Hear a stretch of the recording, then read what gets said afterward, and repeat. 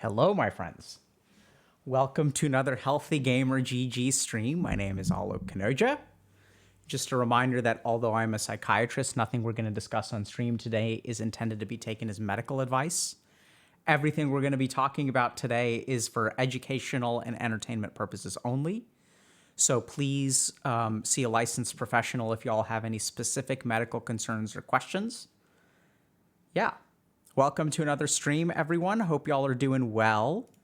We've got a couple of things on the pipeline today. So,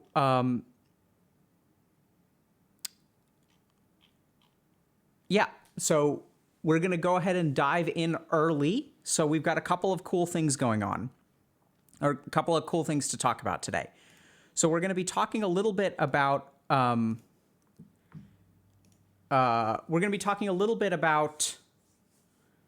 nostalgia today. We're going to be talking a little bit about putting on a mask and keeping a mask on.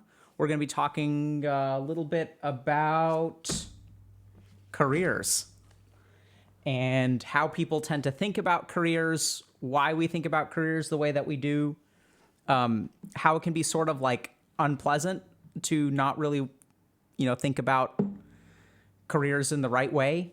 And so how shifting our mindset or changing our approach to earning money in our career can actually help us perform better and feel happier. So I'm seeing from Shishina that, nostalgia is something I struggle with, accepting things and moving on. Absolutely. Yeah, and putting on a mask. These are all... Oh, it'll get fluffy. The hair will get fluffy. Don't worry. I showered later today, so the hair is still a little bit wet. They call me String is saying, Dr. K, you've changed my life, hopefully in the positive direction. So it's always unclear. I saw something funny the other day about,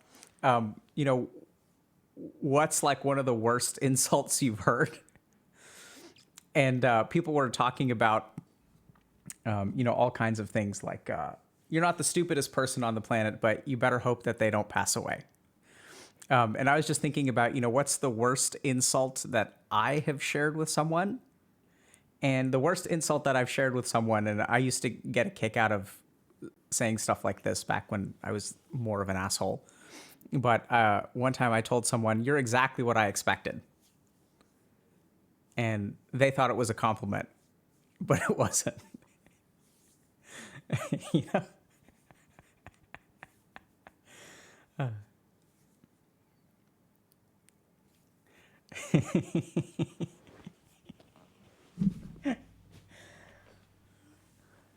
How is it? Oh, it's exactly what I expected. Oh, that's fantastic.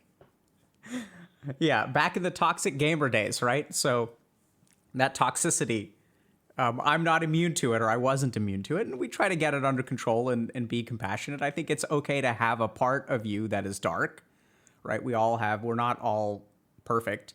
And at the same time, just because you have a part of you that's dark doesn't mean that you want to give into it. You don't want to gratify your ego at the expense of someone else. And it's a work in progress.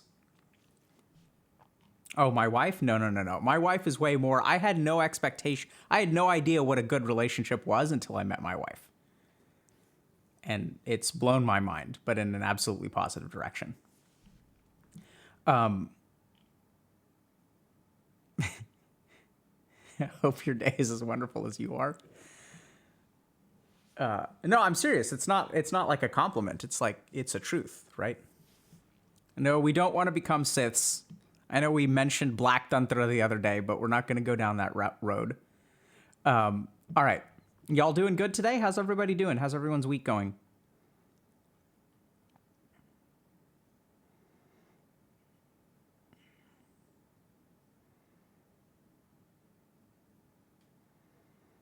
Good, but not good. Very, very good.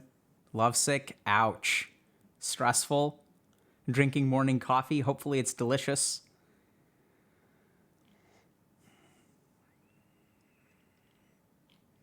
Yeah, I mean, it's interesting. I was reading a little bit about a Gauri sadhana this morning.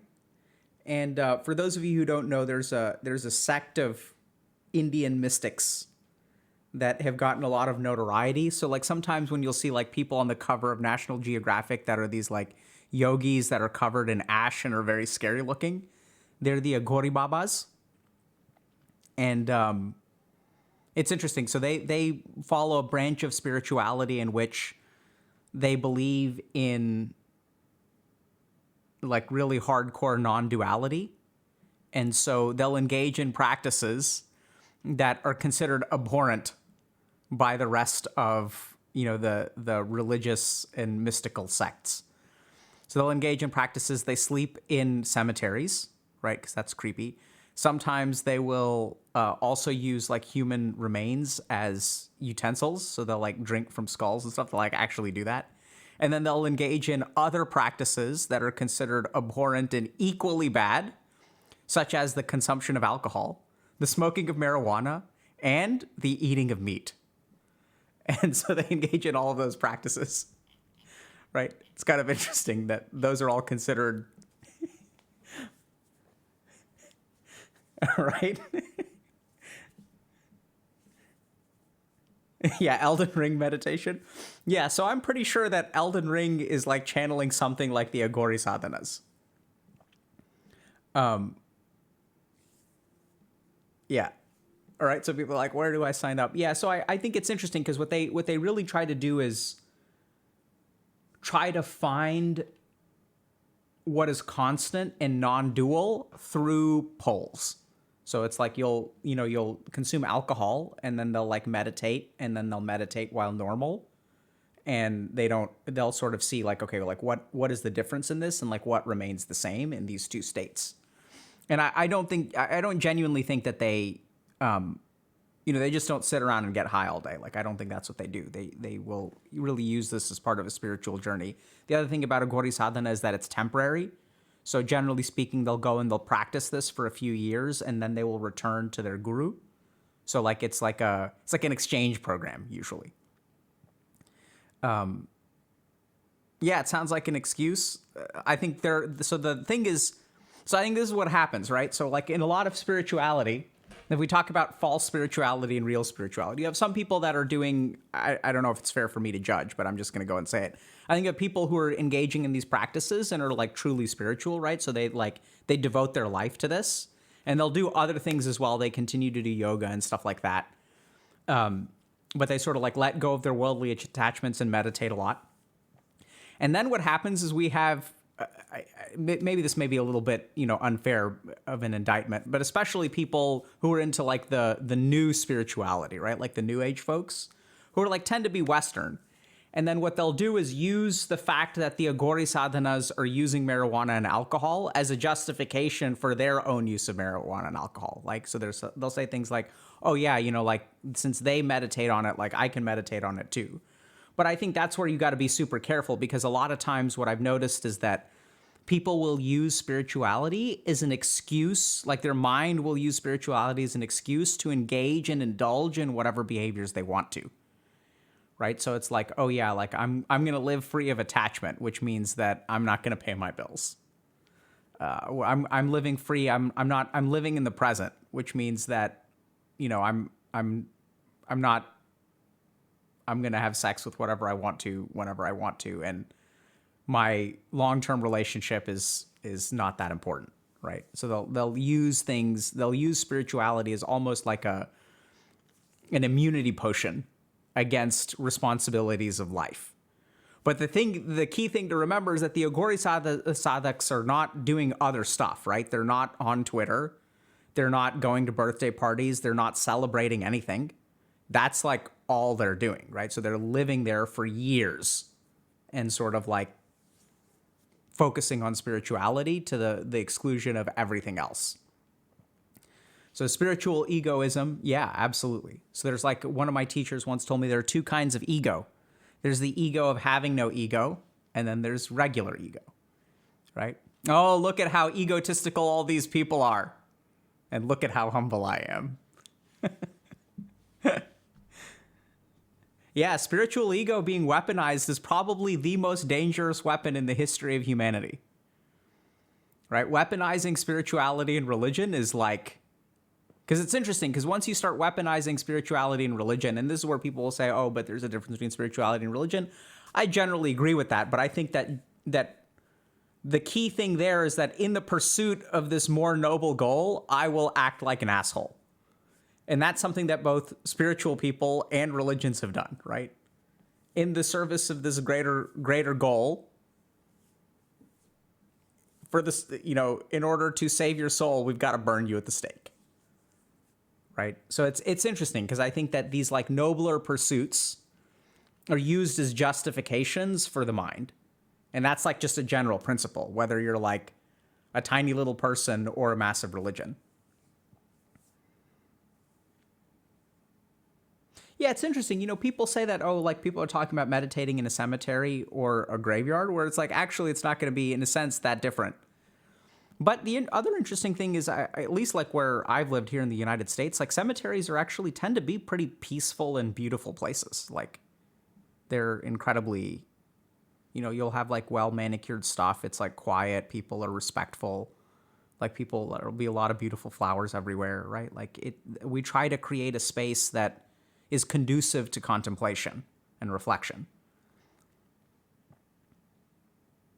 So it's interesting. Yeah, not in India. Yeah. Okay. Should we get started? Vibin', chillin'? Okay. Let's start with this. Okay, I'm going to let's do a quick poll. Okay. Maybe we'll do one later. Okay. Nostalgia is not as pleasant when you're depressed. So for most people, nostalgia is generally accepted as being a nice feeling, a pleasant memory. But for me, it just reminds me of a more innocent, happier time when I was a child. I thought my future was good, and all I cared about was playing with friends and climbing trees. How things have changed. Edit, I genuinely didn't expect so many kind comments, even on a sub like this. I feel better, and I have you all to thank for that. I know exactly how you feel. I'd kill to go back to the days of running around the forest in my old neighborhood with my old friends. We've all gone our separate ways. Some of us were best friends from the age of 3 all the way to college, but we have now all gone our separate ways. I mean, I cherish the memories with my friends and will forever be grateful, but nostalgia hurts. Stay strong, friend. Here if you need to talk, sending good vibes your way. So it is interesting, right? That we tend to think about nostalgia as a good thing, right? So it's like, oh, the good old times. And when you go back in time and you start thinking about the good old times, you like smile, right? You start to think about, oh, like life was simpler.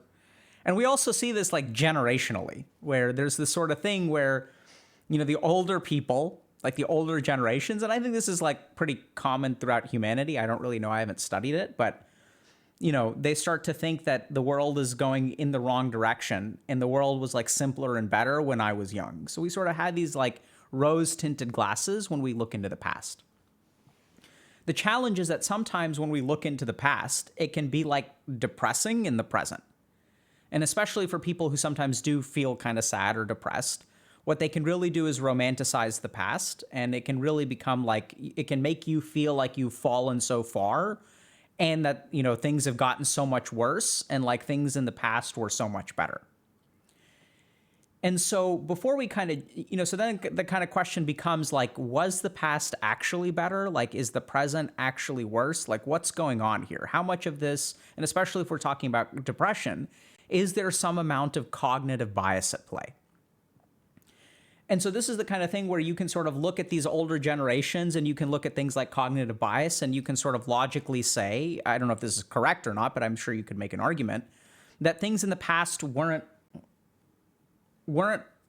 better, that that's actually just in your head and that the present is just as good as the past and that we have a lot of things to look forward to, a lot of things to be hopeful for, right? So there's sort of that argument which you can make.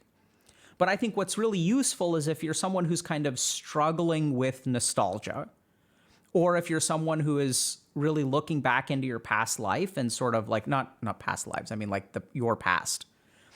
And you're sort of seeing that, oh man, like things were happier for me then than they are now. Like, let's take that sentiment seriously, right? So instead of dismissing it and saying, oh my God, it's cognitive bias, let's try to take a look at it somewhat seriously. And let's try to understand what are the features that lead you to that conclusion. And if the past was better, can we actually be a little bit scientific and start to wonder, okay, what about the past made it better? Because we look at these things like circumstances and stuff like that, but I'm not so sure that that's what actually makes the past better. So, and the interesting thing is that if we can really start to understand the nature of why the past was better, because that's your experience, right? Why the past is better, maybe we can try to understand how the present got worse. And then the cool thing is that if we're lucky, we may be able to figure out a roadmap to sort of get back to that place. So let's kind of take a quick look at this, okay, and run through, what's going on with nostalgia. So let's kind of recap. So the first thing is that for nostalgia, some people nostalgia is pleasant, and for some people nostalgia is unpleasant. And for the people for whom it's unpleasant, there's a sense of change, right? There's a sense of loss. And in the pleasant nostalgia, things were simpler. Now my life is more complicated. It's harder. Right? So we'll have these kinds of thoughts. And then remember, we sort of talked a little bit about the potential of cognitive bias. Right? So what's the level of cognitive bias? Is this kind of generational romanticism? Is this depressive bias, right? Because when you're depressed, your mind is going to be looking at different kinds of things. Like, what's going on here? So we could kind of acknowledge that. But we have to be super careful, because if we sort of dismiss your experience, if we say like, oh, like you're depressed, it actually wasn't that great and your life isn't that bad right now, that doesn't actually help you. So what I'd like to explore today is what are the features that make nostalgia pleasant? What are the features that make the past more enjoyable? Because if we can understand those, then we can start to dig in to potentially recreating it in the present. So first, let's kind of take a step back and take a look at nostalgia from sort of a clinical perspective. So why does the brain even do nostalgia in the first place? Like, what's going on here? Why does the brain think about the past? What advantage, if any, does it serve? So a couple of axioms, a couple of assumptions that we're going to make. The first is that the more I've come to understand the human brain and psychology, the more I've come to appreciate that even the things that cause us pain serve some kind of function. And on the simplest level, the fact that we feel pain, right, that makes our life worse. So why on earth have we evolved pain receptors? Because all it does is hurt us. And that's because pain actually helps us survive, right? So pain is a warning that something is wrong, whether it's emotional pain, physical pain. If someone is toxic towards me, and I feel emotionally hurt by them, that's my brain and mind's way of signaling to me that this could be a dangerous interaction. Maybe this person doesn't belong in my life. Things get super, super complicated though, and we sort of end up, encouraging that person's abuse of us in some cases and things like that. So that's why we're going to kind of dig in and try to understand, why are we nostalgic in the first place? So we know from studies on especially things like grief and studies on trauma processing that things like rumination and dwelling on the past are necessary components to emotionally process. And then if we emotionally process, this essentially causes us to move on. So what we can see is that like dwelling on the past serves a function, okay? We also recently talked a little bit about counterfactual thinking, which, just to give you guys a quick refresher, is when we think about things that did not happen. So when I go into the past, let's say I got a B on a chemistry test or C on a chemistry test. What my mind will do is something called counterfactual thinking. So it'll go back into the past and it'll imagine scenarios that are factually not true. If I had studied, I would have gotten a B. If I had studied more, I would have gotten an A. If I had done this, what if, if. This is essentially if thinking. Because then what your mind is doing is it's thinking about things that are factually incorrect. And so what we know from studies on counterfactual thinking is that this serves an adaptive purpose too. It helps us correct our behavior. And it also sort of creates a sense of regret that can be used as a motivational drive. Right? So sometimes this can get out of control where like the regret gets so powerful that it negatively impacts our motivation. But generally speaking, counterfactual thinking is something that we engage in a lot, right? So we can engage in it. We probably engage in it several times a day for all kinds of little things. Like, oh, if I had warmed my tea, for example, for 40 seconds instead of 30 seconds, it would have been warm today. It would have still been warm, right? So then I take a sip. And I'm like, maybe I should have used an insulated cup because this amount of unpleasantness can cause me to change my behavior. Because the truth is that negative emotion is a very powerful influencer of behavior. So I don't know that either of these things are necessary nostalgia, but we do know that the brain, generally speaking, or the mind, has different functions for going into the past and sort of like thinking about things. Okay, so this is kind of like 3 examples of maybe why we get nostalgic in the first place. So then the question becomes, when we think about the past, was the past actually better?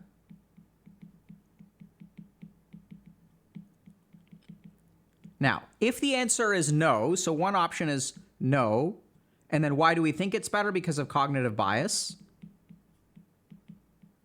So that's okay, right? Because if this is the case, then what we need to do is cognitively reframe, which is a useful skill. So this is something that we actually teach people who are depressed. They'll start to think, oh, in the past, like things were so much better. My life sucks now. And you can cognitively reframe to sort of develop a sense of gratitude. Actually, there are things that I can still be grateful for, right? Some things in my life have gotten better. But in the depressed mind, it doesn't automatically do that. So we'll actually sort of create cognitive flexibility through things like cognitive behavioral therapy.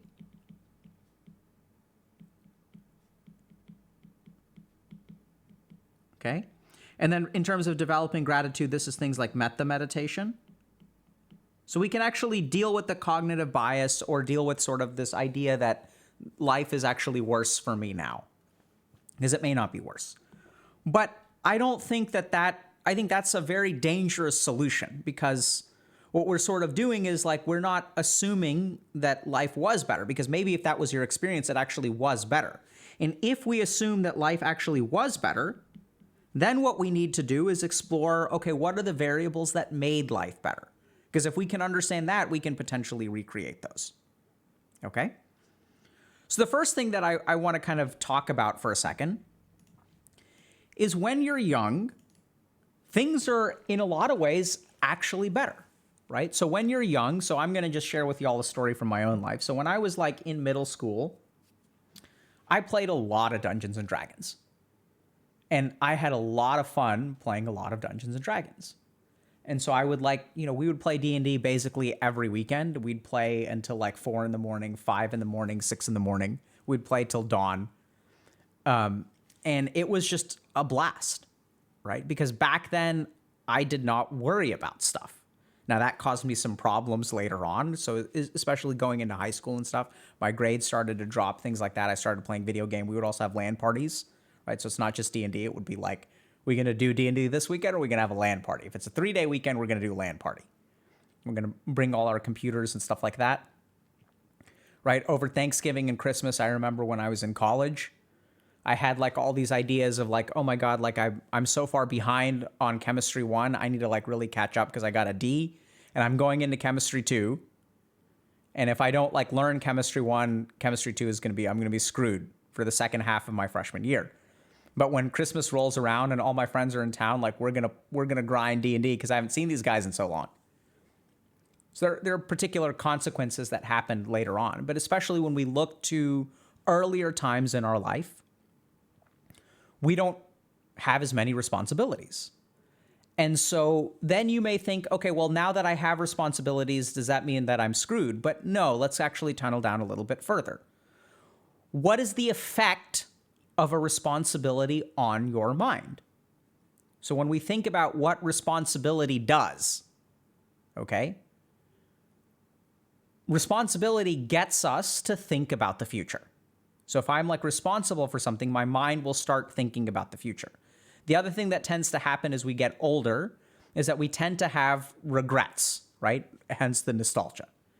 So as we get older, by definition, our mind starts thinking more about the future and thinking more about the past. And this is like absolutely neurodevelopmental. So if you look at something like you talk to a 4-year-old or a 5-year-old, their concept of time is not very well developed. And so as a result, like, if you ask a 4-year-old, like, what's going to happen next year, they don't know what a year is. So as we get older, our concept of time continues to evolve and grow. And even with things like social interactions, so as we enter puberty, we start to realize that people will form opinions of us that will be lasting through time. So even an 8-year-old may know what a year is, but they don't think in terms of like, how is this person going to think about me 1 year from now? So we start to add a temporal dimension to people's opinions of us during our teenage years. And so in that way, we add temporal dimensions to all kinds of stuff. And as we start to get older, we add a temporal dimension to the past, because an 8-year-old doesn't really think about the past. A 12-year-old doesn't really think about the past, right? A 15-year-old starts to think about the past. 16-year-old thinks about the past a little bit more. 25-year-old is thinking about the past. 30-year-old, 40-year-old, 50-year-old starts thinking about the past way more. So the temporal dimension as we get older grows. And if we look at some of this philosophy from like yoga, what they sort of say is that the more that you live in the present, the happier you're going to be. And that a huge source of unhappiness comes from living in the future or living in the past. That when I create expectations for myself a year from now or 2 years from now, and when I think a lot about the consequences of my actions, oh my God, what happens if I don't go to this party? If I do go to this party, what's going to happen? What's going to happen? What's going to happen? What's going to happen? The more I start living in the future, the more my happiness gets destroyed in the present. The more I start living in the past, the more my happiness gets destroyed in the present. And so we can sort of see that as you become nostalgic, it can recall positive emotions. But generally speaking, anytime I recall positive emotions in the past, I have to be careful, because if I'm not careful, what I'm going to do is that's going to create a contrast in the present, which is going to create negative emotion, which is sort of the function of the future and the past in terms of how it affects our mental health. So if we think about why was the past so pleasant, it's because we were kind of like living in the present, right? Living in the present is what creates pleasantness. And as we get older, I know this is not our fault, because if we really think about it, our society objectively makes us think more about the future and more about the past as we get older. We have the luxury of living in the present when we're kids. Our brain lets us live in the present. Society lets us live in the present. As we get older, both of those things change. And this is where I think we make a huge mistake, because we don't teach or prepare people for this change, right? So we'll say like vague things, like we'll say like, enjoy your youth while it lasts. But like if someone tells you that, they just say that and they laugh, and then you're like, okay, right? No one is ever like, hey, here are the ways that you enjoy things. Here is what's going to change for you, right? And it's like here, and the other thing is that sometimes people will tell us, like, by the way, adulthood sucks. Like, by the way, like you're going to have a mortgage to pay one day. Okay, so like, how do I cope with that, right? So they may even tell us what changes, but they don't tell us like, how do I deal with that? Because the truth is that objectively, as you get older and your responsibility increases, society pulls you away from the present. But we're not taught how to hang on to that presentness, right? So we're like, it's a skill, but like we're not taught that skill. And this is the issue, is that when you're young, living in the present is easy. It becomes very natural and no one pushes you out of it. But as we get older and our brain develops, we're not taught how to remain in the present, even though society and your mind are pulling you into the future and pulling you into the past. So this is a big problem, right? So like, let's look at it objectively. Like as you get older, like you're going to have, you know, when you're 10 and you go to school, you don't have to think about the semester. You don't have to think about your grade. You just go to school, you get your homework, you go home, presumably do your homework. Occasionally you'll have a test. You kind of have to study for the test, but not really. So you don't really have to think about the future. As you get a little bit older, you have to start thinking about tests. You have to think about studying. Then you have to think about paying bills. Then you have to think about paying mortgages. Then as you enter, you're like, it varies depending on your culture and your situation, but like, then you enter into this whole marriage and kids dimension where it's like, you know, you'll meet someone one day, like you're not really too worried about it, maybe in 1920, if you're lucky. You're still able to live in the present. But then we'll also see like 19-year-olds and 20-year-olds who are terrified of being alone for the rest of their life. And I saw these posts where people are like, I've been perpetually alone. I'm 19 years old. And it's like, how long is perpetual? I've been alone my entire life. I'm 16. And it's like, you know, it's kind of weird to me being as old as I am. I mean, that's their experience and it's terrifying for them. So I try not to judge. But it's kind of interesting, right? So if you look at that person, why is the 16-year-old unhappy for being alone their entire life? Versus the 16-year-old who's like, yeah, I'm not dating. I haven't dated anyone. So like, I'm not dating is more happy. So like, let's just like look at this, right? So let's look at what adding the temporal dimension does. I'm not dating.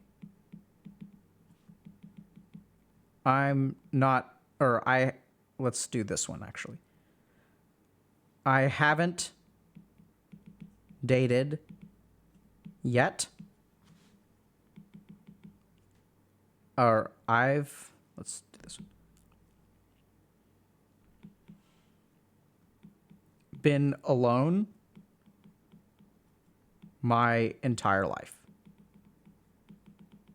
Okay? Now here's the thing. All of these statements can come from a 17-year-old, right? Like this person can objectively be the same age. But and I would say that like this has the least amount of temporal. This is like medium temporal.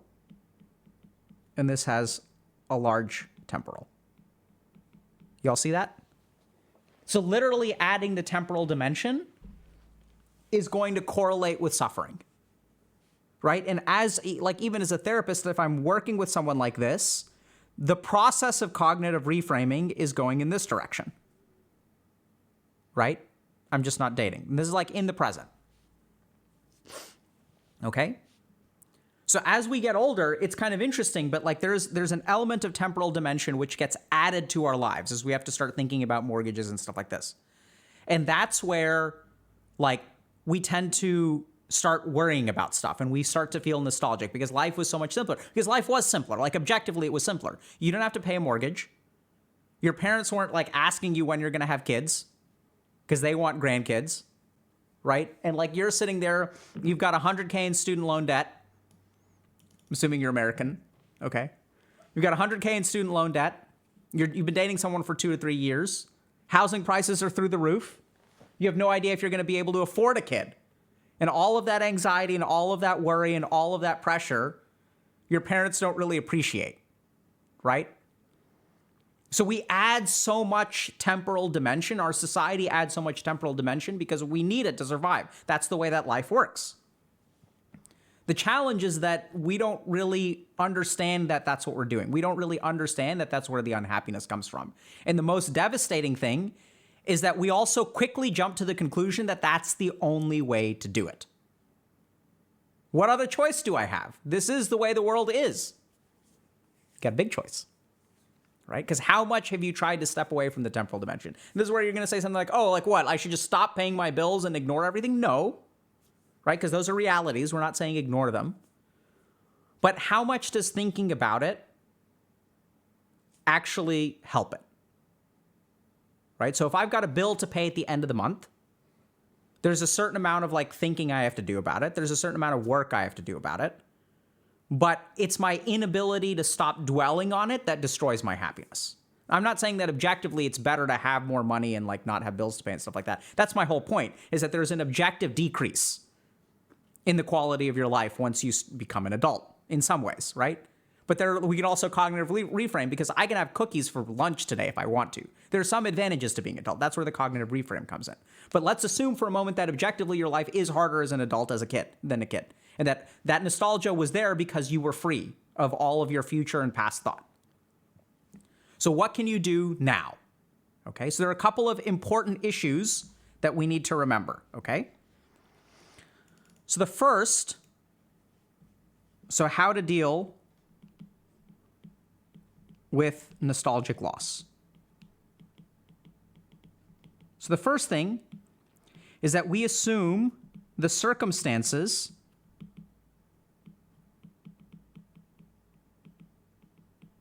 create the happiness. So I'll give you all the example, right? So I used to play a bunch of D&D. And so I'm now 39. And like, I thought like, so I got together recently with some friends of mine and we started playing D&D again. And I was like, man, it's going to be dope. I scheduled like a bunch of stuff. And I was like, we used to play D&D until 3 or 4 in the morning and it's so much fun. So we get together at 2 in the afternoon and we're all old men now. And like, we can't play D&D till 4 in the morning.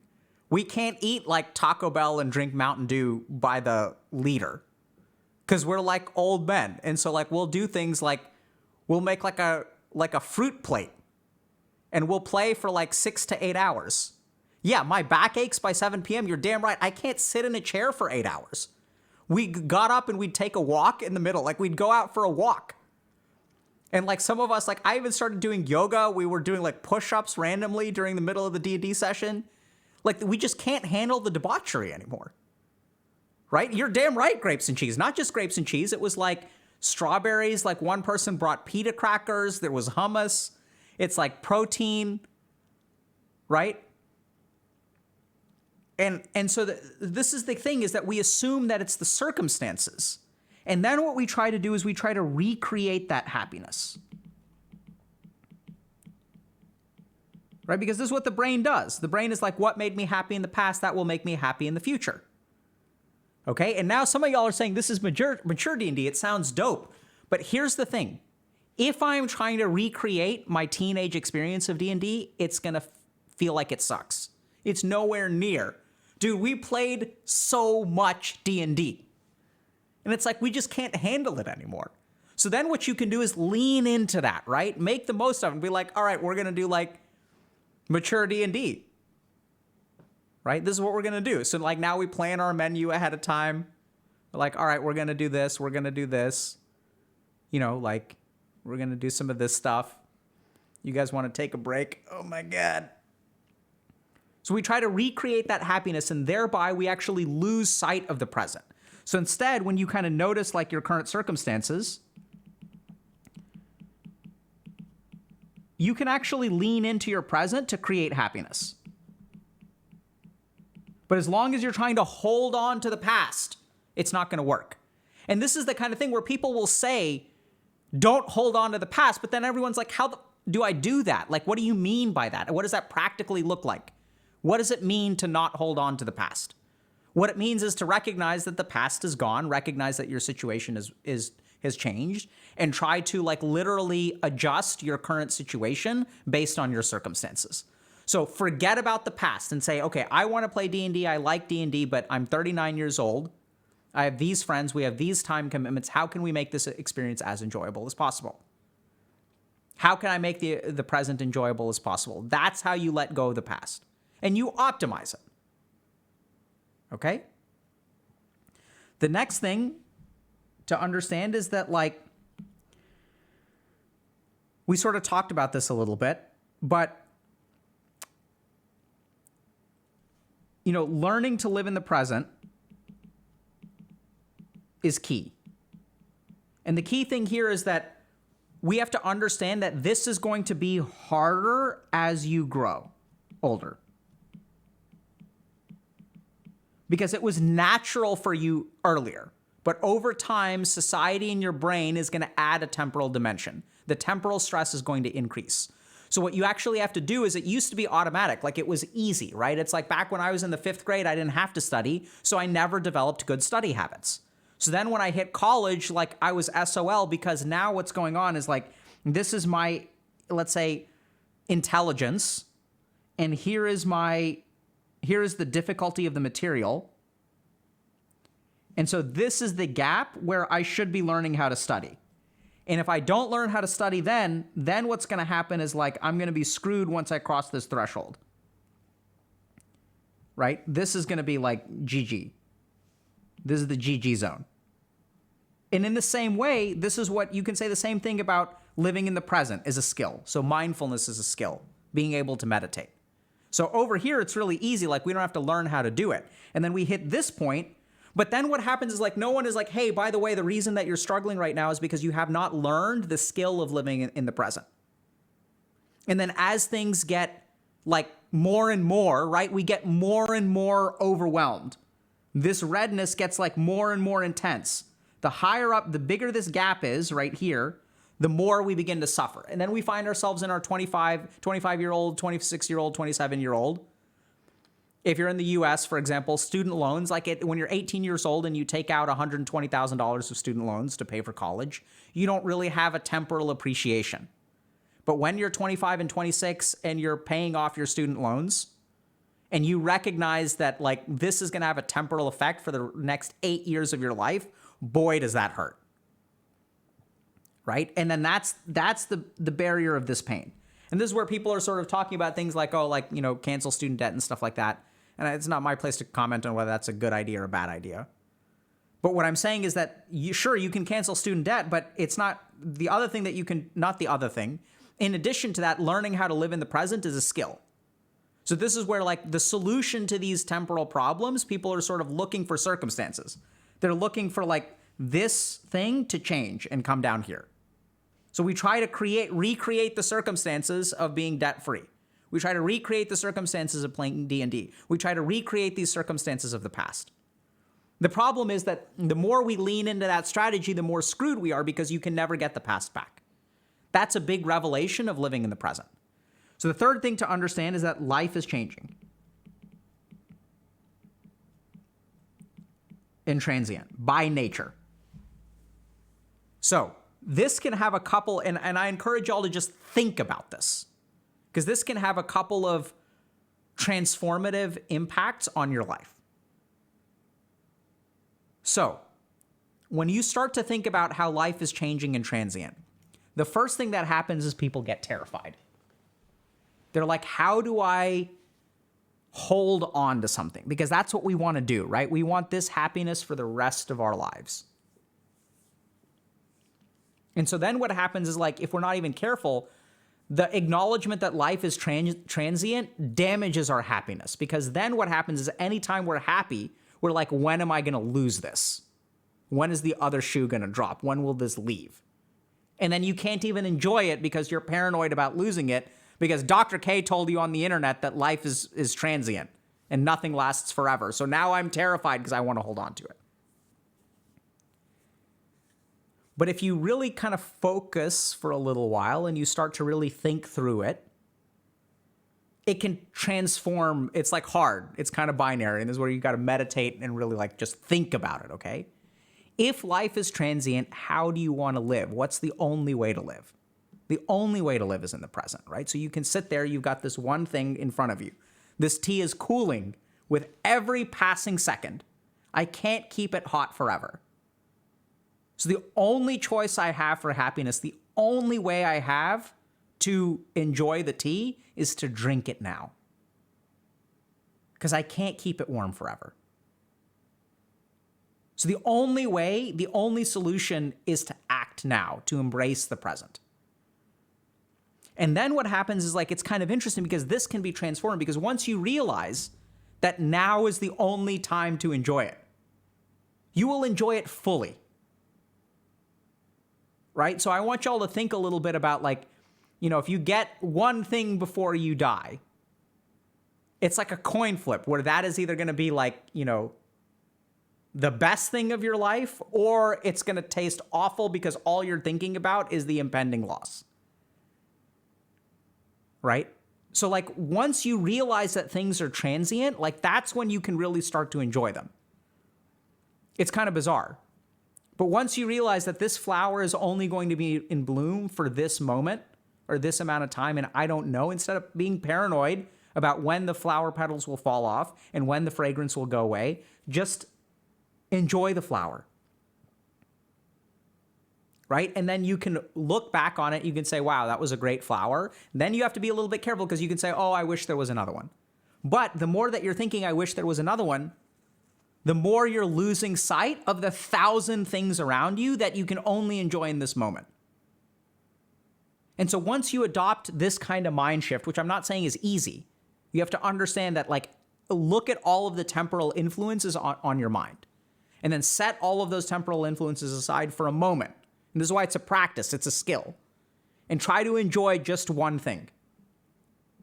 And then what you'll realize, which is like really neat, is that your enjoyment of the thing is actually determined by your presence in the moment. That even this tea, even though it's cooler, can still be enjoyed. Right? There's some things about it that I can appreciate. And so the more that you move in that direction, I'm not saying you should ignore your bills. It's just like work when you need to work and then have satisfaction that today I've done what I can. I've moved, sure, like, you know, I'm not making much money right now, but like I've moved in the direction that I need to like, it's going to take me 8 years to pay off my student loans, but I did what I could today. And I've worked for 8 hours or 9 hours. I did 1 hour of overtime. I've chipped away at it. And then I have 2 or 3 hours. I'm going to try to enjoy myself as best as I can. Right? So that's what it means to live in the present. Be cognizant of it. Recognize that your life may be objectively worse. And that you can still extract water from the stone that is life. It's absolutely possible. It doesn't feel that way, right? It feels like you can squeeze and squeeze and squeeze and you're not getting anything out of it. But that's because of the way that you're living. Because all you're thinking about is the 8 years of suffering. So even today, like whether you have 8 years of suffering or one, if you're paying off your student loans tomorrow, or you're paying off your student loans in 30 days or 30 years, the sandwich that you eat today is going to taste the same. You can either enjoy it or not enjoy it.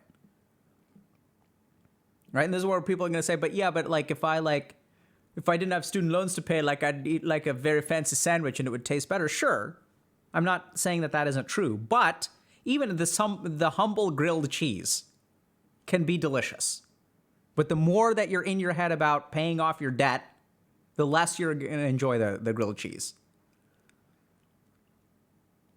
Yeah, and someone is saying being out of debt does not equal happiness, by the way, right? So that's another big thing. But that's exactly my point, is that happiness is somewhat independent of your circumstances. Because there's also data that shows that financial security makes people more happier. Or I wouldn't say makes people more happy. I would say is fertile ground for happiness to grow in. So in my experience, financial security and financial freedom is like the quality of the soil. You can still get a desert rose, but it's way easier with a bunch of fertilizer.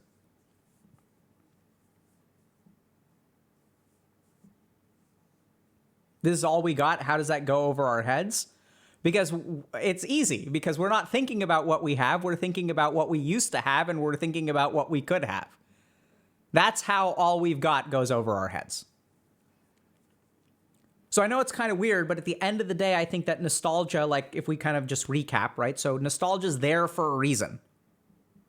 We know that there are a lot of different functions in the mind, whether it's trauma processing, grief processing, counterfactual thinking for performance improvement, which is why our mind goes into the past in the first place. Now, does the past seem better just because of cognitive bias and memories and selection bias and stuff like that? There may be an element of that, especially if you're in a depressive mindset, right? Because then you're going to compare and contrast, and you're going to come to the worst conclusions, and your mind is going to be like moving away from positive information. But I think if we sort of stop there, if I were to say, yeah, your brain does it because it's evolved to do it, and yeah, it's all cognitive bias in your head, that doesn't actually help you in this moment. Because if we look at it objectively, the past is usually better, right? If we're thinking about better times, like there's a lot to say about the past actually being better. And a lot of that has to do with our innocence. And what does innocence mean? Innocence means living in the present. Right? It means not having that temporal dimension. And what happens as we get older is we start thinking about time more. We have to. Society makes us do it. Our brains make us do it. And no one teaches us, by the way, as your brain starts thinking about time more, your propensity for anxiety will increase. Your propensity for regret will increase. Your fear of the future will increase. Your ability to enjoy yourself in the present will become harder. So let me teach you how to account for that difference. Right? Because we teach people how to stretch. Like kids don't need to stretch that much. Adults need to stretch a lot. You know, the number of adults that I've seen that have pulled a muscle, or the number of times that I've pulled a muscle when I was a kid, and the kind of crazy physical stuff that I used to do versus now, it's like night and day. I used to do way crazier stuff. And now, like picking up a child, I pulled muscle in my back by picking up a child. So as we like grow older, like we warn people. And so we have stretching baked into our society. Like you learn how to stretch even though you don't really need to as a kid. Right? But we don't teach us like what is that cognitive flexibility? What is the cognitive stretch that we need to do to be able to enjoy and appreciate the present? Because the more that we hold on the past, the more that we try to recreate the past, the more it's not going to work because life is different now. And so we have to learn how to like live in the present, learn how to craft things to our benefit. So instead of assuming if you liked a particular activity, instead of just trying to recreate that experience, try to optimize it for today. So how are things different? How can I make this as pleasant as possible? You know, when I'm making grilled cheese, should I switch from butter to olive oil? Because olive oil is a little bit healthier, right? There are all kinds of optimizations that you can do. Questions?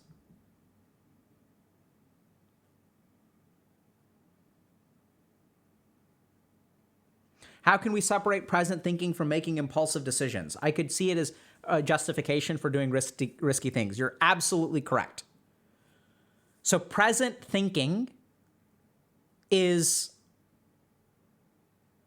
oftentimes used as like a justification for making bad decisions, right? We talked about that a little bit.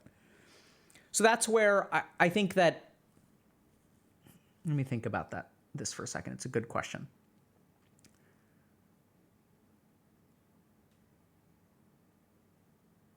So here's what I'd say. Present thinking is not willfully ignoring the future or the past. So to be in the present means also a present focused appreciation for the future.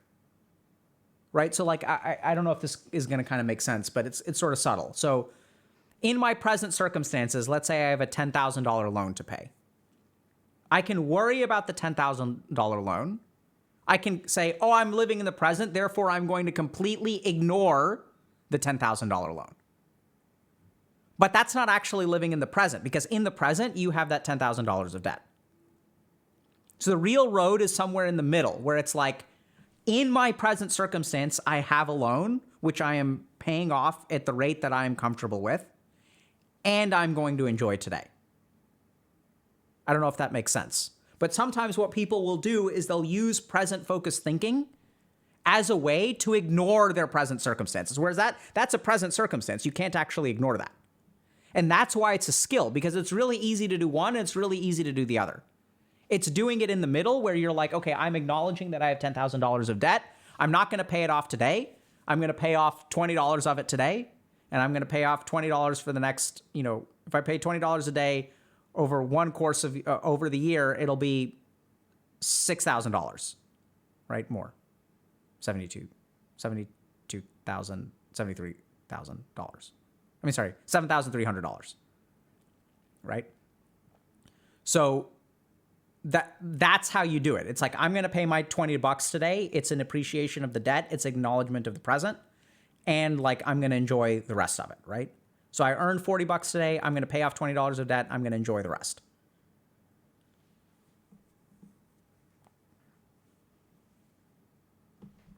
Make sense?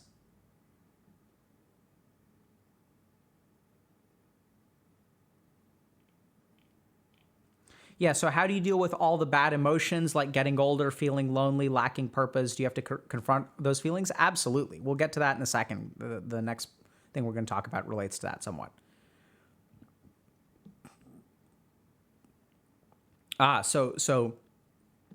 So like getting older has a temporal component, right? So like when we say like it has a comparative component. So the way that you deal with all of these kinds of things, so lacking purpose too, generally speaking, like lacking purpose is like a temporal emotion. I'm not like sitting there on the toilet.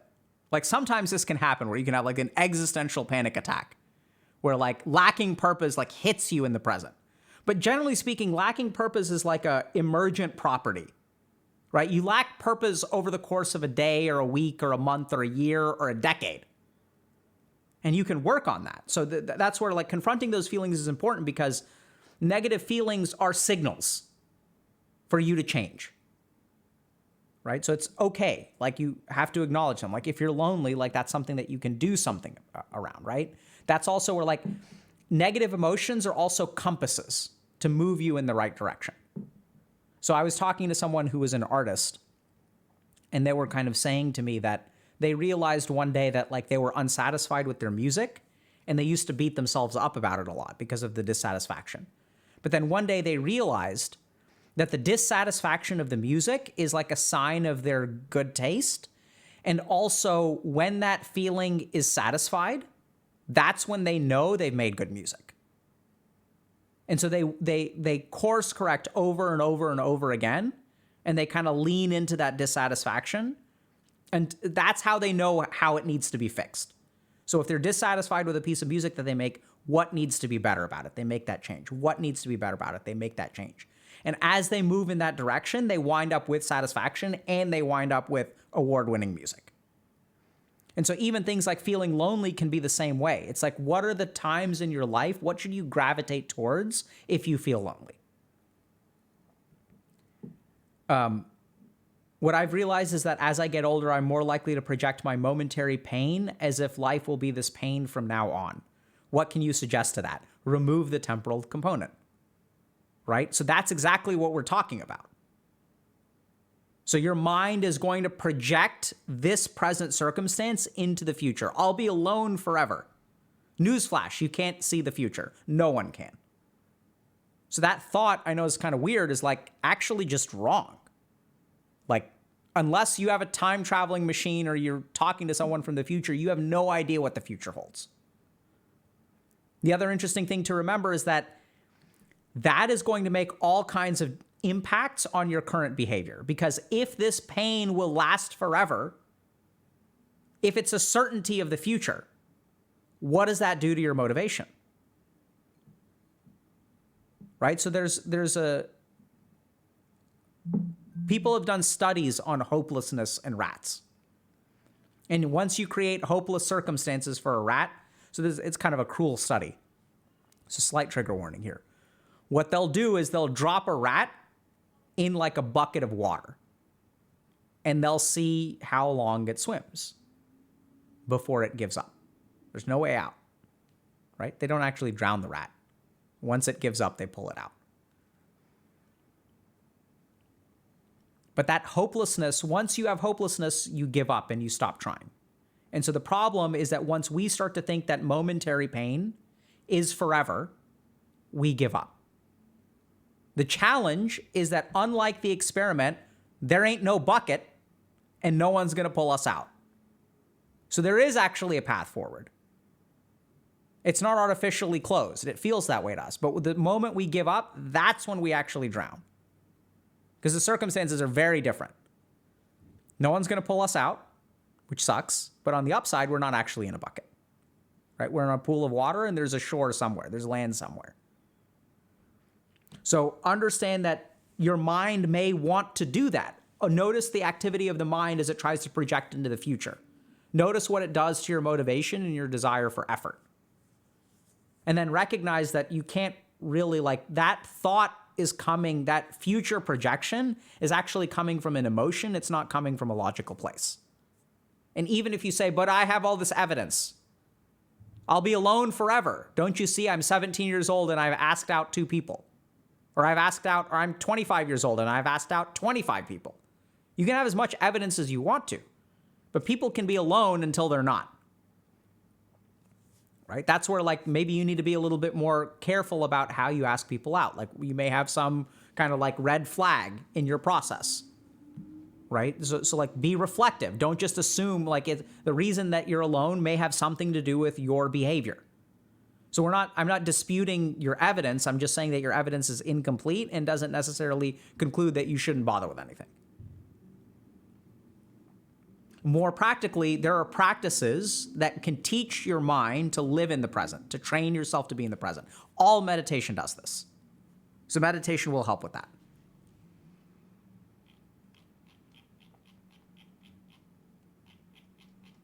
Okay?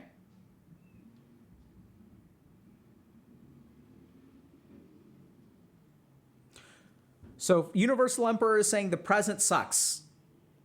I disagree with that in 98% of cases. So in my overwhelming experience, the more you lean into the present, the better life gets.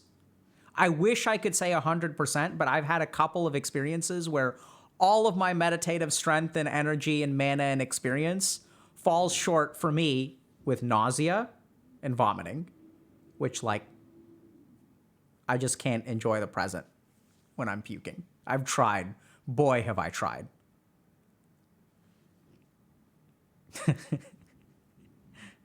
But in most cases, including social things, work things, setbacks, all that kind of stuff, you can still enjoy the present. So dentists, I've managed. So I've managed to enjoy previously unpleasant dental experiences. I can make that living in the present check using D&D lingo. So that's a DC that I can handle. Nausea is just, DC's 30. I can handle a DC 18 dentist check. It's kind of weird.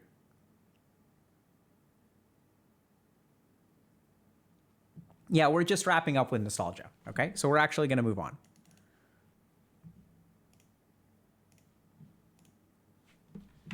Okay.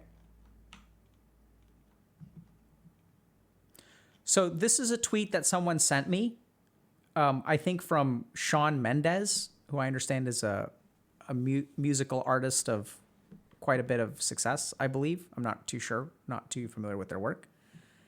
So sometimes I ask myself what it is that I should be doing with my life. And what I always hear in return is to tell the truth, to be the truth. I feel like that's a hard thing to do, though. I'm afraid that if people know and see the truth, they might think less of me. They might become bored of me. So in those moments of feeling low, I either put on a show or hide. The truth is, in current form, is a 23-year-old who constantly feels like he's either flying or drowning. Maybe that's just what it is to be in your 20s. I don't know, or maybe that's just me. The truth is, I really do want to show up in the world as 100% true, honest, unique self and not care about what anyone thinks. Sometimes I do. Sometimes I really don't care what people think and I feel free. Most of the time, it's a struggle, though. That's the truth. The truth is, even with so much success, I still find it hard to feel like I'm not failing. Hyper-focused on what I don't have, forgetting to see all that I do. The truth is, I'm overwhelmed and overstimulated, lol. The truth is also that I'm okay. I'm just trying to tell and be the truth. I like to think that maybe me saying this might resonate with some people.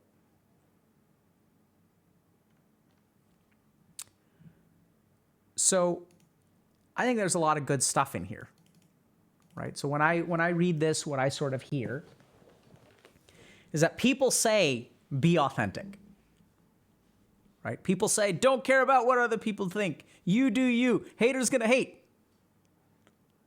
But the truth is, like, it's not that easy, right? The truth is we do care about what people think. The truth is that oftentimes people who don't care about what people think are assholes, right? So it's like, how do you navigate this? Because you do care about what people think. And you're afraid that if you are authentic with them, that they're going to be bored of you or they won't like it. And where did you get that idea? Is that some fiction that you made up in your head? Unfortunately, probably not. The truth is that we learn how to not be authentic because being authentic usually doesn't go over well, right? So we learn how to hide because when our parents ask us, how are you doing today? And we say, I'm doing fine, Mom. And you see the relief in their eyes. You care and love about your parents. And so you don't want to let them know, like, what you're struggling with. Right? So when you say, Mom, I'm struggling, and then Mom doesn't know what to do, she can't help. And then she frets and asks me more questions, gives me suggestions, tell me to just exercise more. Here, I got you some vitamin D. It'll help. And then the next day rolls around and Mom is like, did you take the vitamin D? Is it helping yet? And then, like, she's trying so hard. She loves you so much. You don't want to disappoint her. Right? So you're like, yeah, Mom, it's really helping. I feel so much better already. And then she's like, oh, see the relief. Right? So how do we learn to not be authentic? Because, like, it pays to not be authentic. Right? Oh, you're in a job interview. Why do you want to work here? Because I have crippling debt and I don't have a choice. Tell me a little bit about yourself. Are you excited to work here? Yeah. I'm so excited. I'm going to try to do the minimum amount of work possible and inflate my resume to try to negotiate for a good salary. Right? How do we, like, being authentic is hard. Let's understand that. Let's understand that sometimes the world does not appreciate authenticity. Right? And it's not just like the negative situations. It's like, yeah, I'm going to wear this particular outfit because it makes me feel good and I don't really care what people think. And then when you're out there in Chad mode, wearing what you want to, not caring what people think, how do people feel about you? It's no personal thing to them, right? You're not doing anything to negatively impact their lives. But here you are living in authenticity, and I have to live my life a lie. I'm spending so much time and effort trying to look great for other people, and you're just out there enjoying yourself. How dare you? And so then, like, the jealousy, the envy, and the toxicity comes out. How dare you live your life when I am suffering? Authenticity can be a threat to other people, right? They don't like it. It's not fair. So being authentic is tough. It's tough in a lot of ways. So what do? We start to put on a mask. And what I want to do is actually sort of share with y'all sort of almost like a karmic perspective or a spiritual perspective here. So then, like, what happens? So when we put on a mask, we start to create this sort of situation, right? Where now I've put on a mask and I've created a certain amount of falsehood. And then I get kind of stuck because, like, if I want to live authentically, I have to correct that falsehood.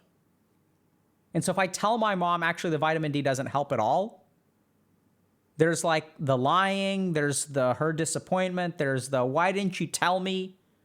And then it's like you have another opportunity to put on a mask. Well, because when I am honest with you, your response actually makes me feel worse and makes you feel guilty.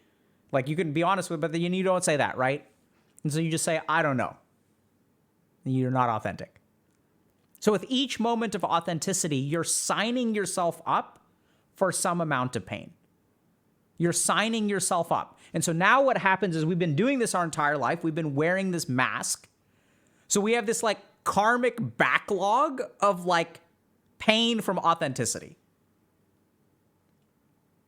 Because we've been living our life like sort of like a lie, right? And the more we live our life of a lie as a lie, like it piles up. So I once was working with someone who was just lying about going to school. So like, you know, they stopped coming to classes. And I was like, hey, I haven't seen you recently. They're like, yeah, I just do all my work from home and stuff like that. You know, it's fine. And then they were a friend of mine, so they continued to tell their parents, like, oh yeah, like school is going great, school is going great. They got engaged. You know, they were supposed to be in medical school, but they had kind of dropped out, been kicked out, etc. And just like continued living a lie. Would wake up every day, would leave the house, hang outside, like wander the streets for 8 or 9 hours, come home, tell their fiance they had a good day. They're super stressed because of work or because of school, pretending to be a med student. So with each of these lies, they're like building up this karmic debt of like pain and suffering. And it gets to be so bad that like you can't ever take it off. You can't ever come clean because there's just so much pain that you've built up. Right? And so that's where like, I know it sounds kind of weird, but this is why like I lean on the theory of karma here. And so it's interesting because it's not just the theory of karma. There's like evidence that this is damaging psychologically and evidence that dealing with this is actually good for people psychologically, which we'll get to in a second. So every time we put on a mask, we're just delaying or creating a potential pain in someone else. This is what I want y'all to understand. So the question is, how do we live authentically? Right? Especially if we've got this big backlog. So we're going to talk a little bit about Alcoholics Anonymous. So Alcoholics Anonymous, we're going to make a lot of generalizations here, okay? So it's not a perfect organization by any means. There's a lot of toxicity that happens within the organization. There are a lot of other addictions that people will substitute for instead of alcohol. But I think there are a couple things that they really get right. And so remember that Alcoholics Anonymous is also like a spiritual thing. So for some people, that really rubs them the wrong way because that spirituality turns into like religiosity and it turns into like a certain amount of forcing a particular perspective on other people onto other people. But I think there are elements of this that are spiritual that are really, really healthy. So Alcoholics Anonymous has this step called making amends. And this is really important because a lot of times what causes us to use substances is we have all these crushing karmic debts which are weighing on us, right? Oh my God, oh my God. We've got some kind of negative emotion in here that we carry with us. And that negative emotion is what causes us to reach for the alcohol more easily. And so how does making amends help with sobriety? We don't really know, but it does. So what someone who's in AA does is they start making phone calls to people that they have wronged. All these karmic debts that they have racked up through their drinking. They go and they start like telling people, hey, by the way, when we were dating, you know, I wasn't entirely honest with you. I lied about this, this, and this. And I actually, like, you mentioned a couple times that there was money missing from your wallet. I was the one who took it, and I took it to buy alcohol. I apologize for that. I'd like to pay you back. So that karmic debt, which they wanted to slide past, right? Because that's what we do. We go and we own it. We pay that price. We experience that pain. And it hurts. But something weird happens. This is what we don't quite understand. When you pay that debt, it increases your chance of sobriety. Right? As we start being authentic, because that's essentially what AA is doing, right? People who are making amends are like literally being authentic. They lied about something and they're going back in time and they're correcting it. So they make amends. And then this leads to a greater, a positive outcome in terms of sobriety. So there's some evidence that we don't know exactly what in AA works, but something about it seems to help people. Not everyone, right? Because there's also variability within AA and things like that. And there could be damaging things in it too. But there's something about paying this karmic debt. And that's what's hard about living an authentic life, because in that moment of authenticity, we're not delaying that pain, right? We have to experience it there, then and there. So when it comes to how do I live a life of authenticity, right? So how do I take the mask off? And this is where for some people, the amount of pain that they've racked up, the amount of lies they've racked up, the amount of karmic debt they've racked up is too much to handle. So you can't take the mask off and you can't be authentic, which is okay. I know it sounds kind of weird, but it's okay. So this is where if you can do something like go back and make amends, like that can be very, very helpful. It's going to feel liberating. And it's weird. The reason that I use spirituality instead of talking about the research of AA today and talking about karma is because I think the spiritual tradition has a better language that is like more accessible and more understandable and more relatable to the human experience than science does. It may not be correct, but it makes sense, and its utility can be greater. So if you're someone who's struggling to live an authentic life and you say like, how do I live authentically? It comes down to moments. Even if you've got this backlog, don't worry, I'm not telling you to go and make amends and start living radical authenticity. What you can start doing is stop accruing the karmic debt. That you can do today. Forget about all the crap that you have to pay back. Forget about telling your parents that you actually dropped out of school 2 years ago and you've been faking it. Right? Like you don't have to do that yet. Don't worry. But you can start living authentically today. Then when they ask you, when they call and they say, you know, how are you doing today? You can say, I'm really not doing well. Right? You can start there. So I'm going to give you guys a story. It's a bit more of a fun story. So one of my teachers was a Swami. Okay? So a Swami is like a religious, they're like a monk it's like the PhD equivalent of a monk. It's like a monk with a doctoral degree. So when you reach a certain level of like competence, basically like sort of the highest rank of monks, you become a Swami. So even within the Hindu tradition, there are two kinds of priests. There are everyday priests who can get married, have bank accounts, have children. They perform religious rituals and stuff like that. It's like their job to be a priest. They're like a professional priest. And then the Swami is someone who's taken sannyas, which means they've given up their life. So they're celibate. They don't own things. They're like fully devoted to spirituality. So they're like the hardcore priests. So by professional, I mean like it's their day job. Like the Brahmin's day job is to get people married, go home, watch TV, even have a beer if they want to. I don't know that alcohol is forbidden or not for Brahmins. I don't know. But the Swami won't drink alcohol. They won't do any of that stuff. So they're like the hardcore, like religious sort of like, you know, some of them are enlightened or whatever. So I was learning from a Swami, right? So Swami told me a story. So Swami is from South India, and Swami was traveling in Gujarat, which is where I'm from. So Gujarat is Western India. And in Gujarat, they have a particular vegetable called a bitter melon. So bitter melon is used in certain kinds of Indian and like Chinese cuisine that I know of, maybe other countries as well, I'm not sure.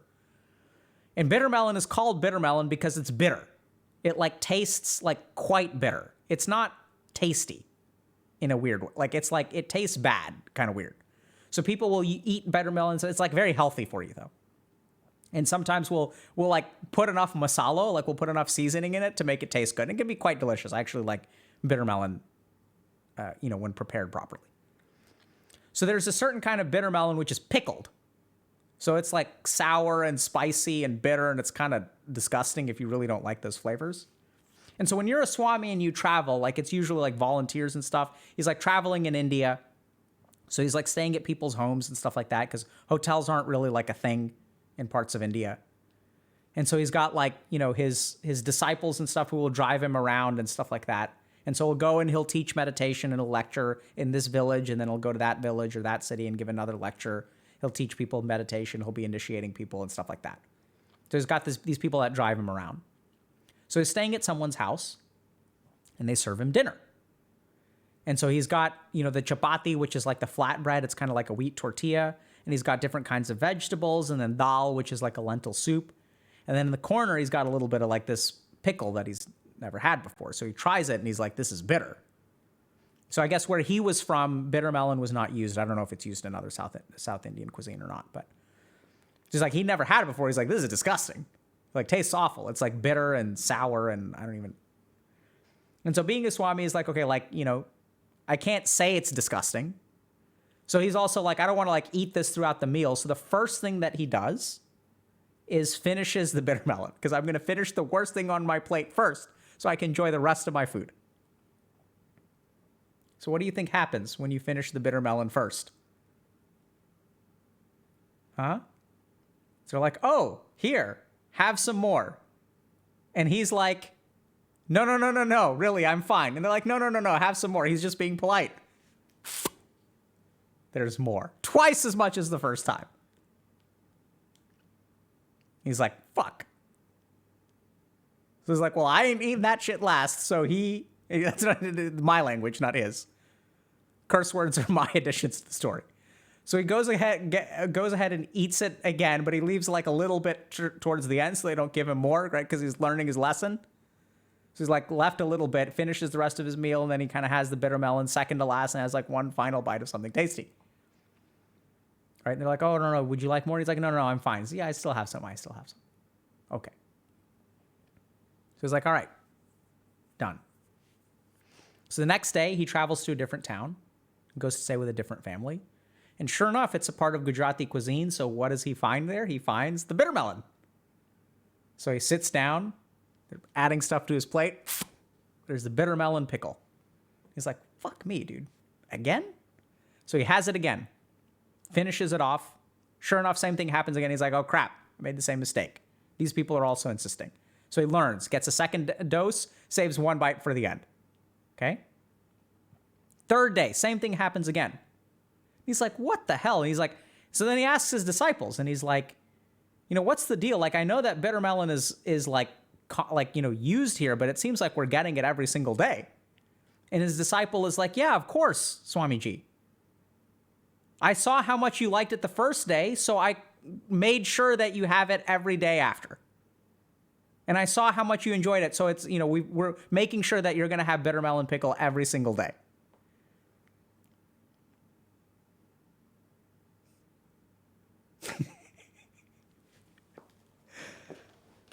Right? So, this is what you've got to understand. If you stop living authentically, you're sowing a karma, and that karma will reap its fruit. Okay? Can't avoid it. So when you live authentically, and you tell people how you feel in this moment, recognize that every time you're inauthentic, you are sowing a seed for the future. Whether you're an alcoholic who's stealing money and you want to try to get by, right? Like you're thinking like, I'm going to dodge it. I'm going to outsmart karma, right? I'm going to be like, I'm a Swami and I'm going to be polite and I'm not going to offend anyone. And when I go to someone's house, I'm not going to say I don't like something because that's rude. And this is the price you pay for your kindness. Karma is inescapable. Right? So when we live authentically, people are asking, how do I live authentically? So forget about going back and making amends for now. You should do that one day, absolutely. And if you're ready for it, go for it. But in this moment, There are going to be times in your life where for a fraction of a second, your mind will say, don't be honest. Your mind will say, your mind will say, like, don't be honest. Your mind will think about how the other person will react, and it will adjust your behavior in that moment to create a particular reaction for the other person. Don't give in to your impulse to shape someone else's behavior. That's how you live authentically. Like, it's a moment of time where you know, if I say this, this person will react this way. Therefore, I'm not going to say this. I'm going to say this instead, and then I will create their reaction. It is a manipulation, and it is inauthentic. And you are setting yourself up for a karmic problem the next time around. And even swamis are not immune.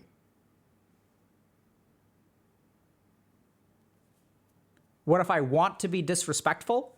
So authenticity, so this is important to understand. So in the Hindu tradition, right? So this is where, like, I'm not saying the Hindu tradition is right.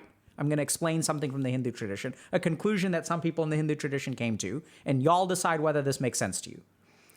There's satya, which is truthfulness, and there is ahimsa, which is nonviolence. Okay? And satya, truthfulness, should always be subject to nonviolence. I don't know about always, but generally speaking, should be subject to it. So you should not be truthful at the sake of being violent. So if you're ever concerned about which one should I do, you should try to be nonviolent first. So you can share something. So like, hurt and violence are two different things, right? So being disrespectful is about your intention. So you can say, this is disgusting. Who would be so idiotic as to, like, serve me this? That is being violent. That is being disrespectful. So it's not about the other person's feelings, it's about your intentions. So I don't ever advocate for being disrespectful. So being authentic doesn't have to be disrespectful. And that's where, like, some people use it as an excuse to be disrespectful. So you can say, like, oh, would you like it? And if someone offers you more, and you're like, no, really, like, I actually didn't like it very much, so I wanted to finish it first. This other stuff is so delicious. You can say that, right? And it's okay.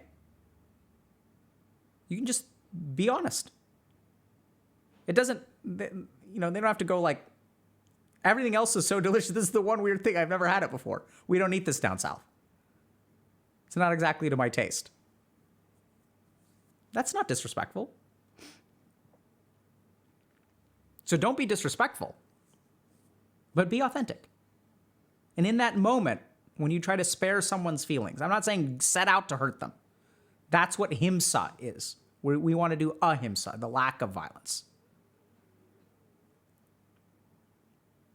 Right?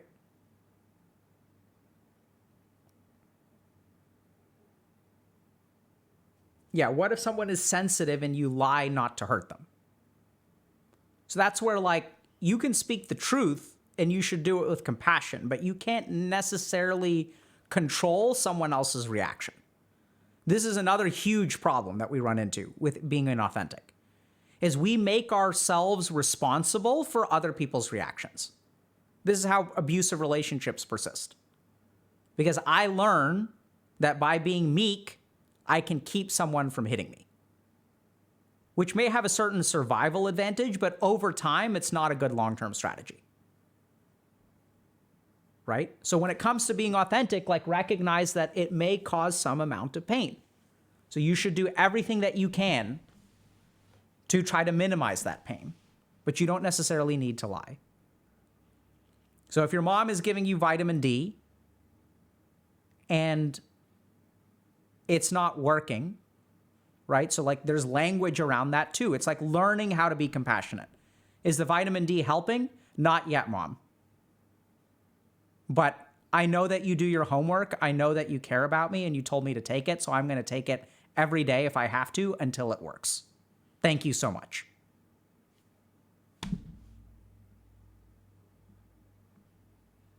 Right? Like, I mean, there are things you can say to mitigate it, even if it's not helping.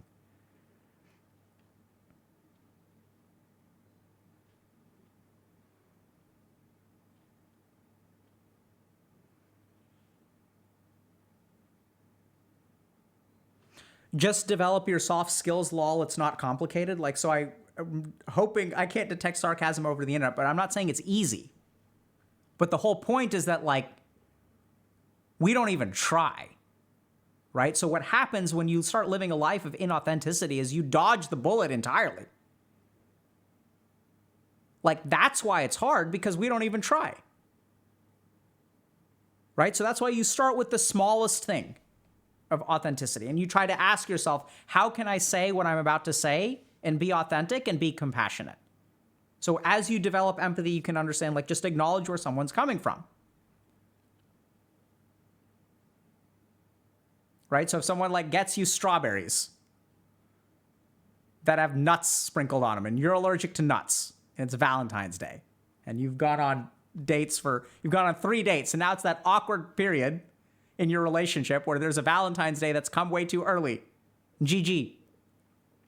Do you celebrate it or do you not celebrate it?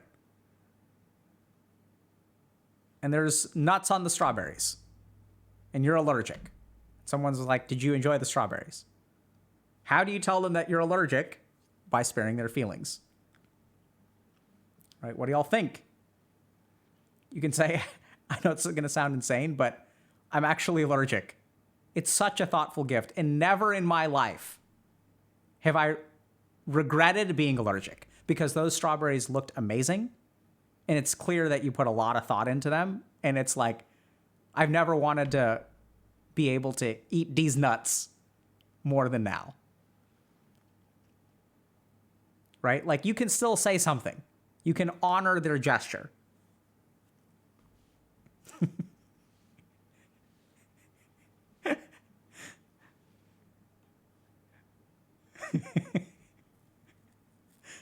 Right?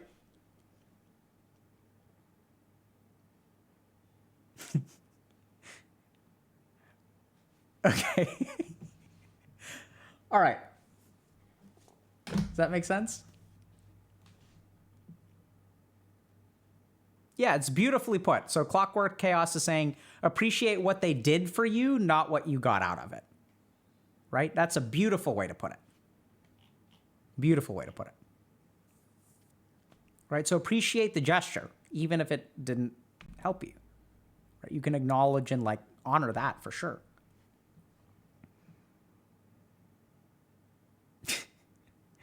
Okay.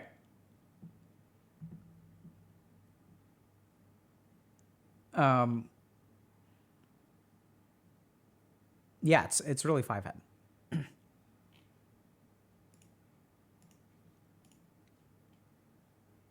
Okay, let's do one more, and then we're going to meditate. So my life improved dramatically once I accepted that I have no singular all-consuming calling, and instead just want to do a variety of stuff I kind of like until I eventually die. Makes sense. Right? So if we kind of look at this, we see a lot of questions about how do I find which career is right for me? Do I pick my passion or do I pick my job? Which one? Which is the right choice? So we tend to go through life or approach life kind of thinking binary. Like, there's a right thing and there's a wrong thing. There's a career.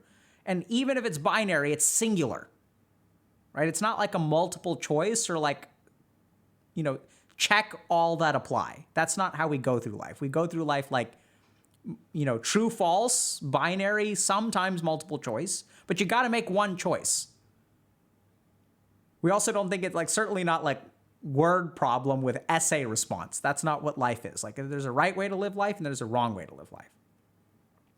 Even our language, it's so baked into our language. Are you happy with your career? Career is singular. It's like, people don't ask, like, do you enjoy your careers?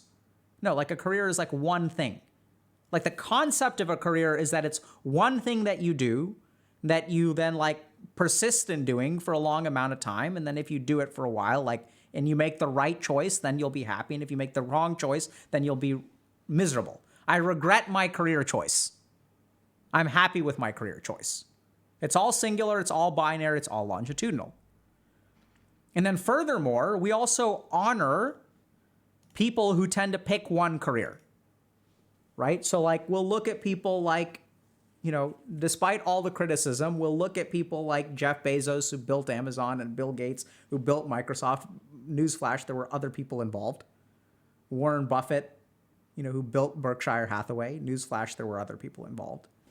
And when we look at success, we tend to look at like one thing that people worked on for a long period of time.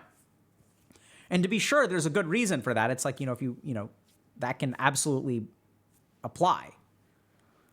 But I think that for a lot of people, you know, the concept of a career isn't really about being the best at one thing, which is what people will tell you, right? They'll say like, just learn one thing and be the best at it, and that's the best way to deliver value. We don't talk about hybrids. It's all min-maxing and one-dimensional. But I think that there are some people who have the temperament for not doing one thing their entire life. And in fact, the way they can be the most successful is to do like a plethora of things over time. And they will bring their experience from each of these things to something else. And I say this as someone who is that way, right? So, and this is where like I learned this from kind of the concept of Ayurveda, which by the way, I know we've kind of steered clear of, so I'm going to share a little bit about that now.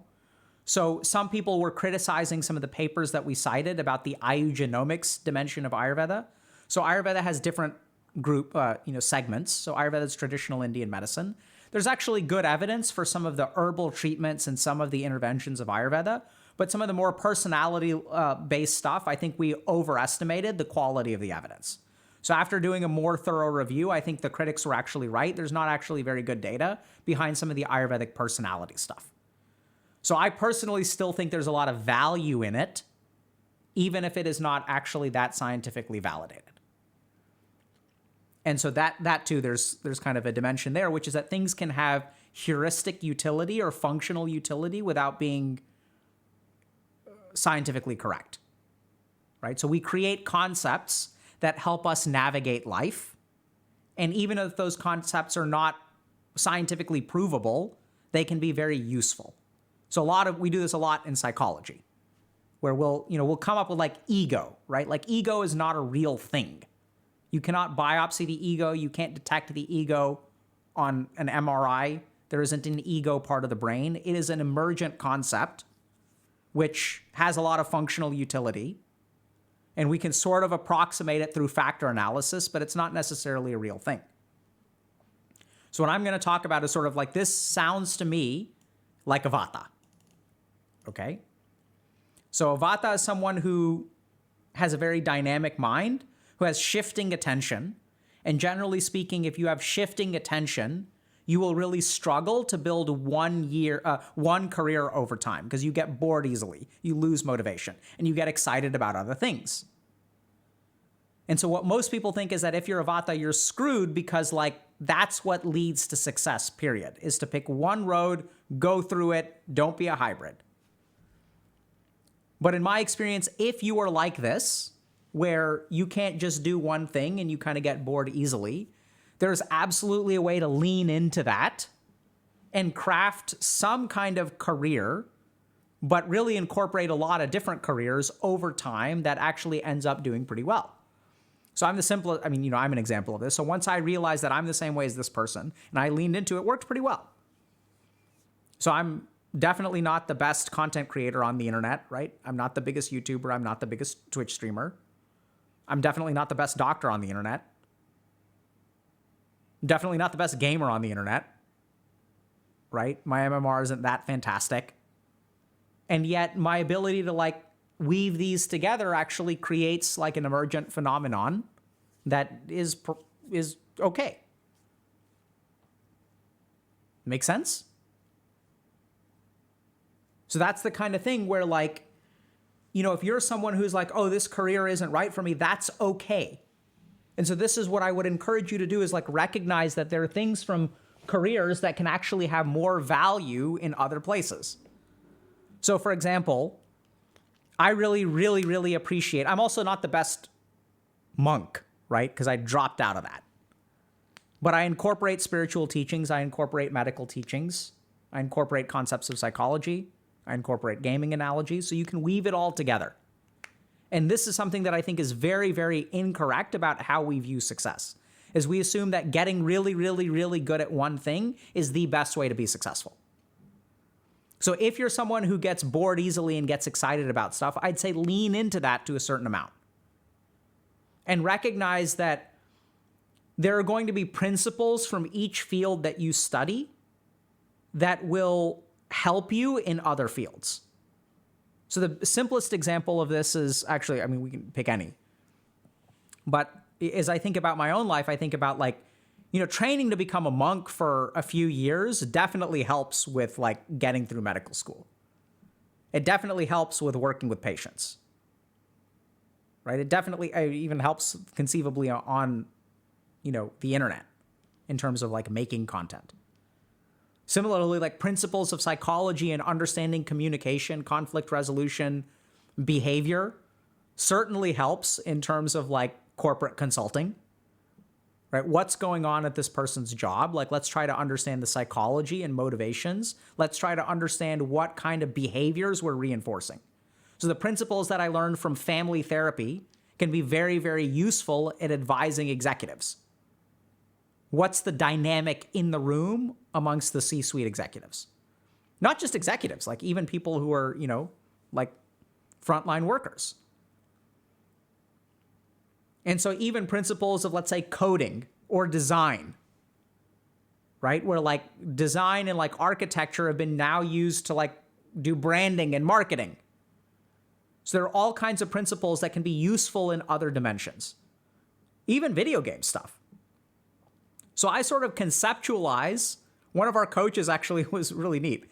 So they came up with a character sheet system for their clients, where as they're coaching a client, they'll develop a character sheet and add traits.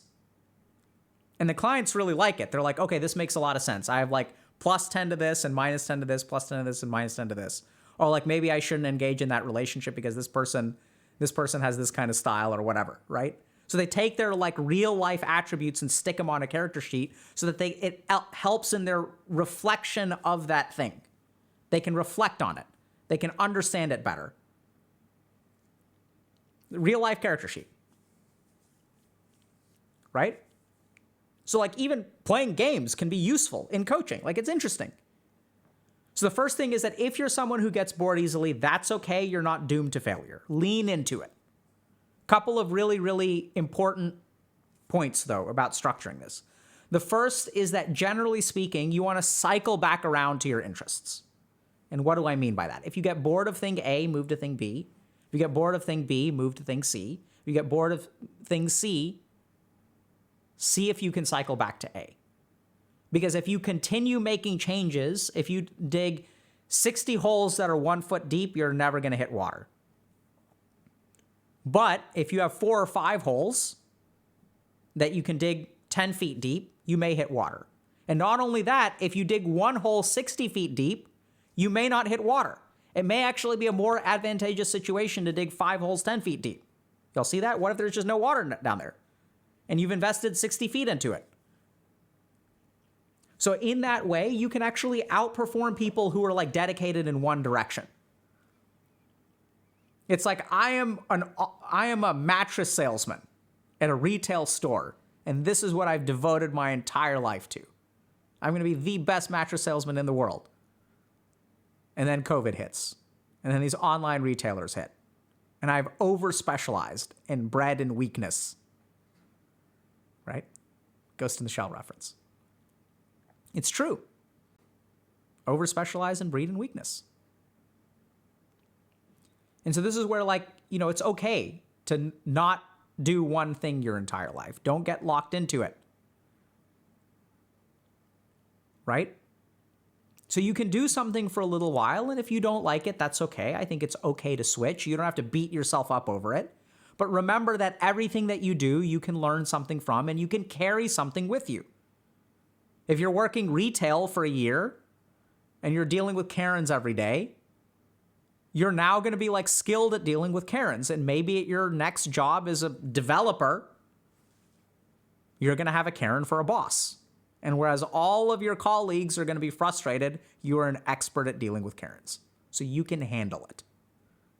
Because the truth is that a lot of what makes people successful at work is not the actual like work, right? Half of it is the work and half of it is like all this interpersonal human stuff or internal stuff. It's like stuff like work ethic, organization, prioritization, communication, conflict resolution.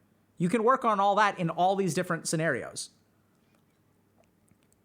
Right? So like there are even things where, for example, like I remember I was working at a residential addiction treatment facility and the staff was really, really stressed out at rounds.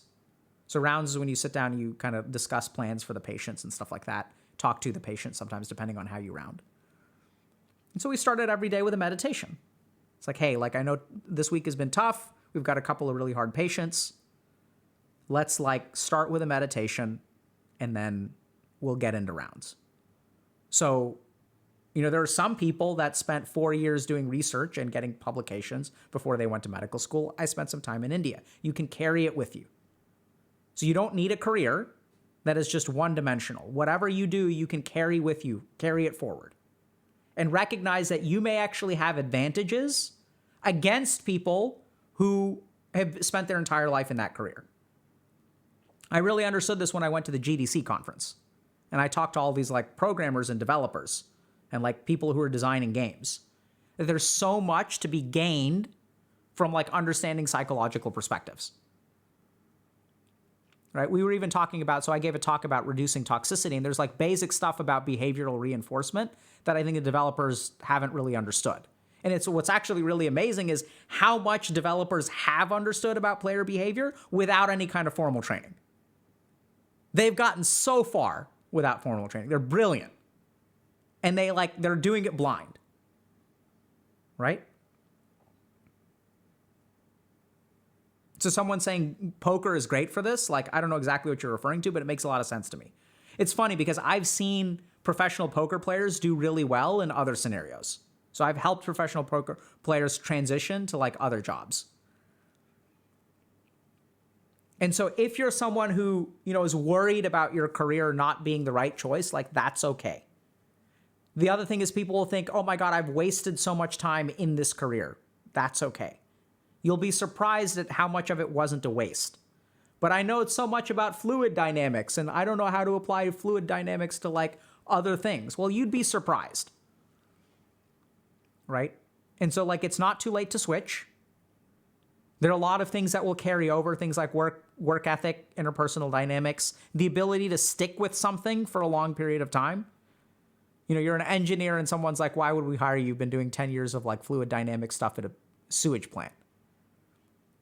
And you're like, well, I'm very detail oriented. You know, there's like some technical skills that I need to learn, but I'm happy to learn those. I have a strong work ethic. And frankly, I've wanted to leave the job for 2 or 3 years, but I'm not a quitter. And so if you hire me, like I'll make sure the job gets done, even if I don't enjoy doing it. And you can count because like, you know, if I don't do a good job, people get poop in their water and that's unacceptable. So I'm very results oriented. I'm very detail oriented and I'll work until the job is done. Right? So someone's saying, oh, Vanya's saying, I'm good at handling shit. Yeah, absolutely. Right? You say that in an interview. Why should you hire me? I guarantee you I'm the best at handling shit of anyone in your office. And they laugh and you laugh and you have a positive connection. And then maybe you get hired.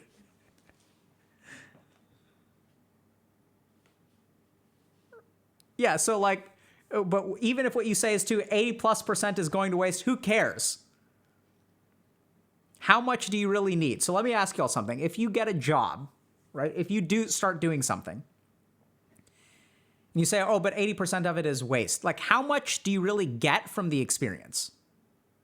Like, if I do a job for 2 years versus 10 years, how much additional work or additional gain do I get from the 8 years? Think about it, right? Think about it critically. So if I play Dota for 2 years versus play Dota for 10 years, what's going to be the effect on my MMR? So people assume, this is a huge mistake that people make, that devoting yourself 10 years to a career makes you better at it than someone who does 2 years. There's a disturbing amount of research from the field of medicine that the quality of your practice of medicine is determined within the first 2 to 5 years of practice. And that you will have doctors who have 4 years of experience who will outperform doctors who have 30 years of experience, very commonly. And furthermore, like that, the good doctors are determined early on. And we see the same thing in video games, right? You calibrate to your MMR, and like, if you look at pros, like pros in esports are not the ones that have the most experience. Like, I have more experience playing Dota, I think, or I've been playing it for more years. Actually, I don't know if this is a fair thing to say, but there are definitely people out there who have more experience than, like, you know, who've been playing Dota for more hours. I don't know about more hours, but longer than even like the TI champions from TI 10. So we grossly overvalue experience. They're like, oh my God, 80% of it is wasted. Like, who cares? You don't need 80% of it. All you need is 20%. So what it comes down to, F? Okay. What it comes down to, what'd y'all hear? What was the last thing?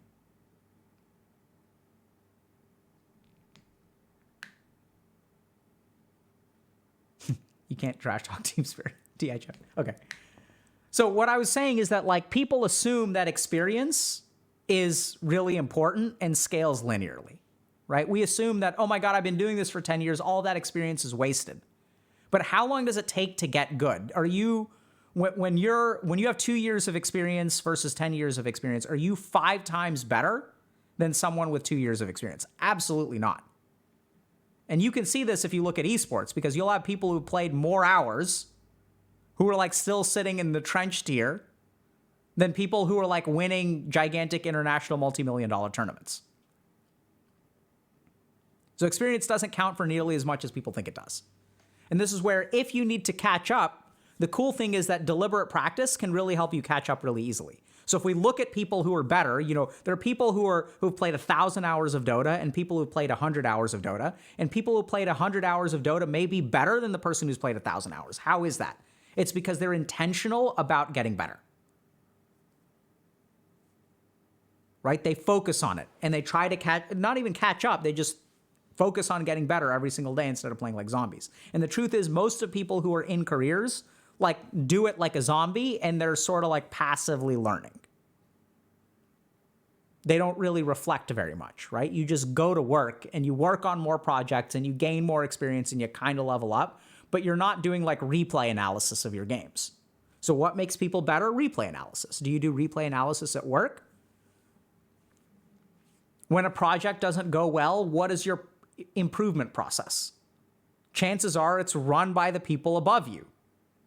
And so, like, how good is that going to be? Right? So what about your own personal improvement process? Someone's saying, I always do replay analysis at work, Chinese cabbage farmer. And that's why you get reprimanded, because you're watching Dota replays at work.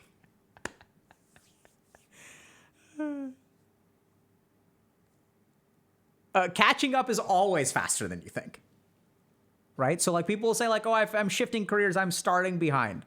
I finished medical school at the age of 32. I was like somewhere between 4 and 6 years older than the average person. And it's fine. Like, I'm doing okay, right? Like, I had a lot of worries when I was going into medical school. Oh my God, I'm so old. It's fine. You know, highly recommend doing what's right for you and making a shift if that's what you need to do.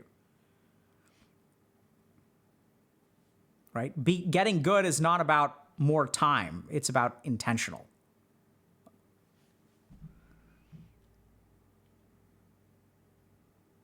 I wish we could have an interview of 20s Dr. K. My friend, y'all have had tons of interviews with 20s Dr. K. The people that we bring on stream, half of them are 20s Dr. K. Right? That's how we pick them. You want to have an interview with 20s Dr. K? Go talk to yourself in the mirror, depending on who you are. right? So it's okay. Like, if you're someone who has ultimately decided a career is not right for me, like, lean into it. You will be amazed at how much value you can bring to the table. Yeah, so for all, really, I think that the whole reason that this thing works and HG is a thing is because we're a lot more close to each other than we realize. And so lean into who you are, right? Don't follow the formula for success, because here's the biggest problem with the formula for success, being the next Bill Gates or Jeff Bezos or whatever, right? Because we also have Elon Musk, who is like, I'm gonna build a tunnel from San Francisco to LA. I'm gonna send a spaceship to the moon. I'm gonna stick a Wi-Fi router on a satellite. I'm gonna buy Twitter. I'm gonna build electric car. I'm gonna build battery. Right? It's like, what, man? Like, where's the focus? Right? So it's like everyone who's looking at careers is like, we always look at these people who like pound away at one thing for 20 or 30 years and we assume that's the formula for success. It's not the formula for success. Here's the other big problem with the formula for success. The formula for success, all the success stories that we have, I know it sounds kind of weird, involve a person. But are you that person? Chances are you're not. And if you're not, what are the individual factors that go to that success? We look at their actions, but we don't look at the person. And so any formula for success that you follow that someone else gives you is going to work like it's going to be inefficient because it doesn't account for you. So if you're someone who wants to be quote unquote successful, and you have certain tendencies, you have certain stats, it's kind of like, if you have a strength build in Elden Ring and you see a bunch of people one-shotting things as a mage, and you're like, I'm gonna pick up a staff and I'm gonna be like them. But you got to play to your strengths, right? Like, what's your build? What's your nature? What are your temperaments? What do you like? What gets you to work the best? What makes you the most intrinsically motivated? It may not be doing the same thing day in and day out for 10 years. And this is where if you're worried about all the inefficiency loss and stuff like that, remember that people can do things. People can play a video game for 5,000 hours and still suck at it. So you can shift careers, and whether you do a good job or a bad job depends entirely on how much work you put in and how reflective you are. And when I say work, I don't mean just the hours. That's the other thing, is people assume that more work means more hours. No, that's my whole point. You can play Dota for 5,000 hours and still suck. That person has put in a lot of hours, but they haven't put in a whole lot of work. That's why they suck. Right? It's even like, I think it's Bill Gates, or I forget who said this, but it was saying you're like, oh, but I'm lazy. And it's like, Bill Gates is like, if you have a hard task, give it to a lazy person. They'll figure out how to do it the most efficiently. Even laziness can be an attribute that you can capitalize on. Right? Someone's like, why should we hire you as a developer? Well, you can be like, I'm lazy. Like, why is that an advantage? Because I design the best user interfaces, because I think about how to make things the easiest for myself all the time. That actually excites me, and I will actually be motivated to do that. And then they're like confused. The guy says he's lazy. Should I hire him or should I not hire him? You interview enough, someone will hire you.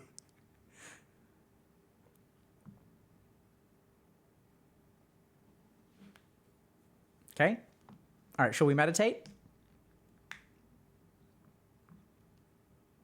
Is there a such thing as a meditation-induced psychosis? Absolutely. We've shared papers on that.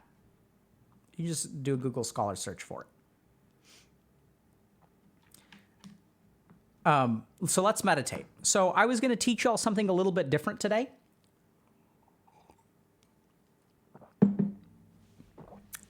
It's going to be a little bit more.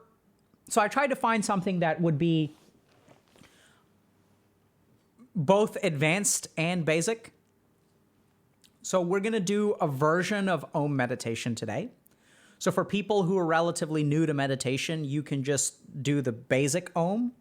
But for people who have been practicing for a while, because we have our month of meditation still going on Discord, you can go ahead and like do sort of the advanced level of it, okay? So the other thing is that today we were talking a lot about interacting with the world, for lack of a better term. So we were talking about, you know, being authentic with the world, sort of like how you show yourself, sort of engaging with the world from a career standpoint. So what we're going to do is do a version of Om chanting that highlights externalization versus internalization. So let's kind of review what Om is and why we chant it. So Om is, generally speaking, composed of 3 syllables. Ah, ooh, and we start with the mouth fully open. Ah, go to middle open. Ooh, That's how we chant Om, okay? So what we'll do when we chant Om is we'll do 5 breaths or 9 breaths. You'll chant kind of 5 times, 9 times, whatever, with your eyes closed. The other thing that we'll teach frequently about Om is that Om is about, chanting is not about sound. It's about vibration. And what I mean by that is and I know that physics-wise, the two can be the same thing. But what I'm talking about is your experience of the thing is not about here, it's about here. So what I want you to focus on when you chant is the vibrations that you feel, not the sounds that you hear, okay? That's why we'll chant with our eyes closed. So for those of you who have not done Om, you can just start with that, right? So we'll chant, when we chant together, we're all practice together, but where your attention is going to depend on whether you're more advanced or more experienced, or less experienced, less advanced, okay? So you can just focus on the vibrations and chant, and that's like great. You'll get a lot of benefit from it. Now, here's sort of the additional layer to it. If you've been chanting and if you've been focusing on vibration, what you'll notice is that there's a difference in where it vibrates, like where you feel the vibration for each sound. And what you'll sort of notice is that the ah projects something outward, okay? And so you'll kind of feel like this vibration that's towards the upper part of your body, and it'll sort of feel like a projection outward. As you move to the ooh, you'll kind of notice that that sound is going to vibrate more around the throat. And if you really pay attention, you'll notice an upward movement and a downward movement. So that also sounds kind of weird, and you may not understand this until you actually practice, or until you've practiced a lot. So that there's going to be an outward movement with ah. There's a binary movement. There's sort of an outward flow and inward flow with ooh. And then there's going to be an internal movement with The will almost go straight down. So in that way, we can sort of notice these 3 directions of vibration with Om. Now, there's sort of a mystical component, which I'll just share with y'all, and up to you whether you want to put emphasis on this or care about this or what, right? So this is not really supported by science. But when we chant Om, there's also sort of like you can lengthen a particular syllable based on what you're shooting for. So if you want to create kind of an outward change, you can lengthen the ah. If you're trying to balance something between you and the outside world, you can focus on the ooh. And if you want to focus internally, or the reason you're meditating is for some sort of internal gain, then you want to focus on the okay? So we can go ah, ooh,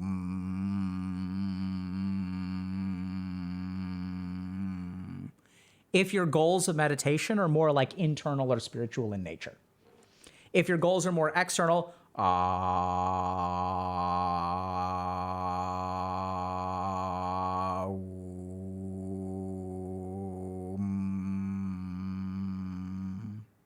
right? So you can lengthen one part, or if you're sort of doing it introductorily, you can just kind of, do all 3 evenly, okay? And then if you're sort of trying to balance something between you and the outside world, if you're kind of like, then you can focus on the ooh. So ah, ooh.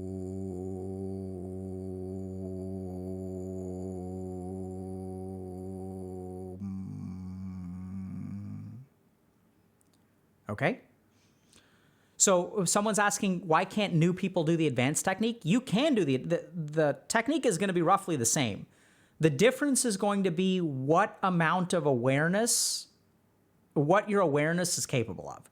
So when you chant, if you can really feel that difference, that's what makes it advanced, right? So if you can't feel that difference or are too focused on the breath or counting or whatever, like that's totally fine. You can still chant and you can move towards this.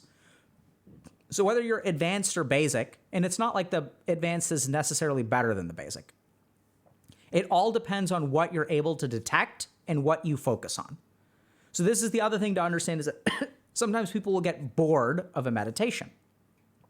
And that's where you can chant Om, but the ways in which you chant it and what you focus on can be drastically different over time. And generally speaking, when you chant Om or when you do a mantra for a very long period of time, unless you have a teacher who's guiding you with each step and who can discuss your practice, what you'll discover is that you'll find weird like nuances within the mantra and find different kinds of like connections with the outside world that you didn't know existed the first year you chanted it. And that's where, are these connections real or are they not real? Like what's going on? Like it's unclear to me. Like the human brain has a tendency to seek patterns and make patterns. So even if the pattern isn't real though, it can lead to a functional understanding which can help you navigate life. Okay? So we're going to practice now. We're going to do, let me just think how many breaths we want to do. So we're going to do 5 rounds. So round 1 is going to be 4 seconds, 4 seconds, and 4 seconds of ah, oo, and Round 2 is going to be, let's say, 8 seconds of ah, 2 seconds of oo, and 2 seconds of Round 3 is going to be 2, 8, 2, and round 4 is going to be 2, 2, 8, and round 5 is going to be 4, 4, 4. Okay? So the reason we're going to do this, it may be kind of confusing, but I'll kind of prompt y'all, is what I want y'all to really pay attention to is which one feels the best to you. Okay?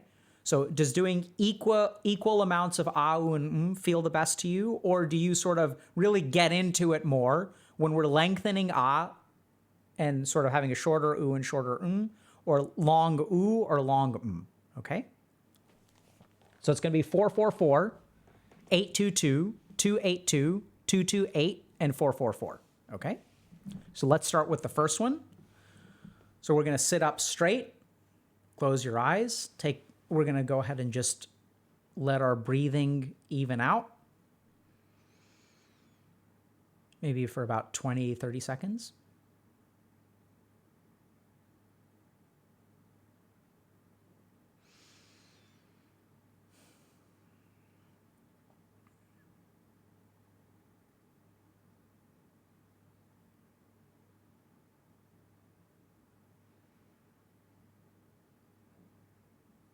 And now we'll begin with the 4, 4, 4. So take a deep breath in.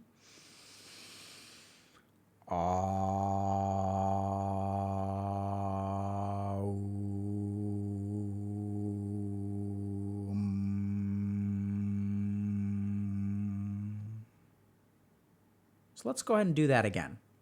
So we're going to do, it's going to be closer to 5, 5, 5, I think. So deep breath in.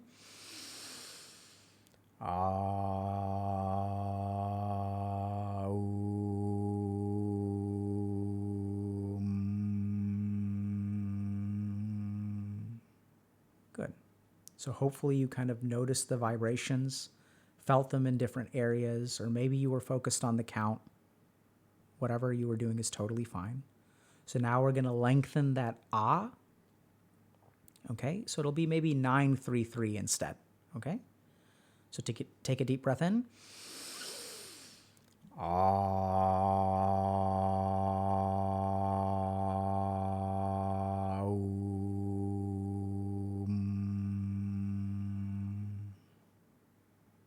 Good. We'll do that again. So 9, 3, 3. So really long 9, really long ah, oo, and Okay, so deep breath in.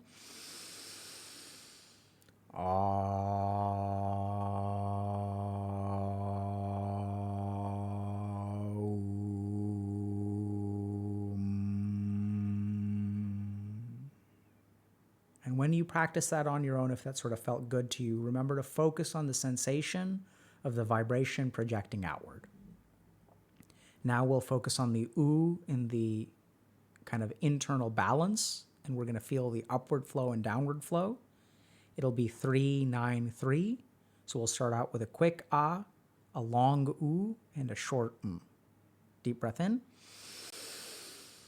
Ah,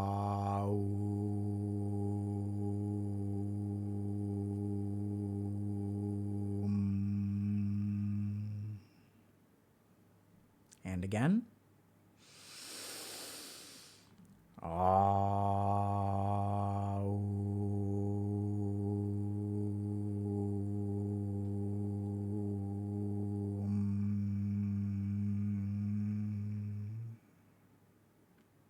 And now we'll move on to the being the long part.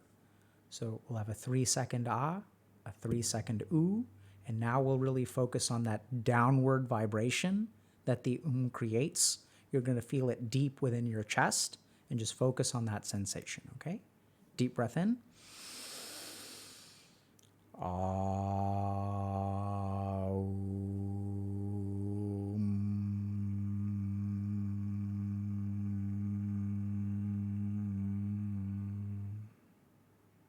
Excellent. One more time. 3-second ah, 3-second ooh, 9-second Deep breath in.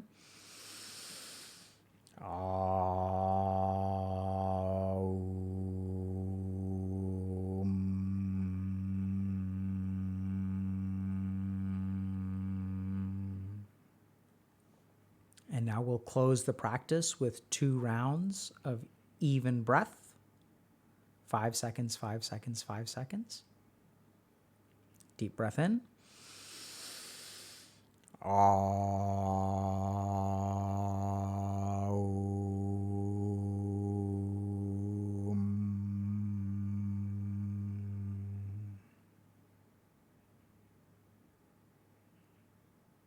And now the last breath. And afterward, we're going to sit in the silence of Om, which is actually the 4th sound, the sound of silence, which is sort of the hidden sound within Om. So some people will even say that the most important part of Om chanting is none of the syllables that you chant, but the residual experience afterward. So we're going to do one more round. We're actually going to lengthen each of the segments, the ah, the ooh, and the to 6 seconds, okay? So the other way to kind of think about it is just do it as long as you can, evenly split up, okay? So get ready, take a deep breath in.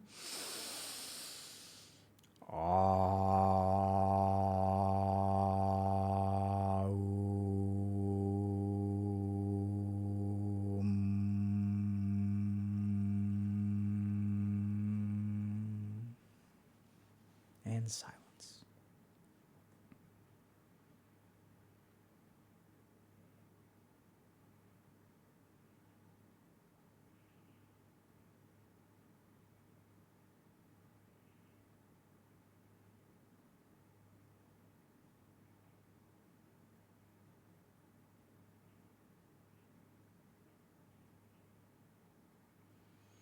And that is how you live in the present.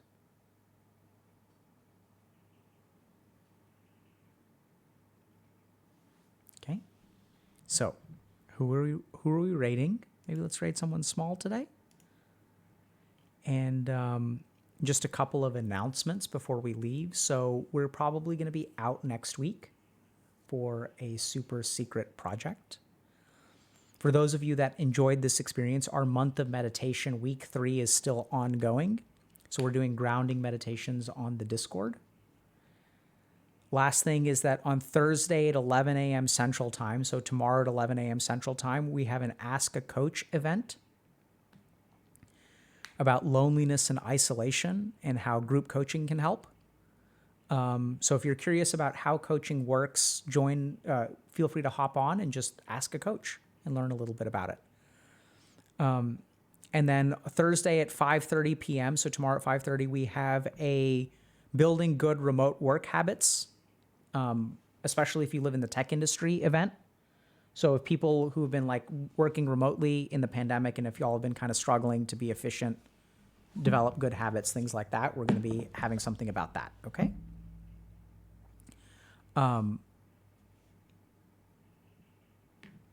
Raid dish. Okay, let's see.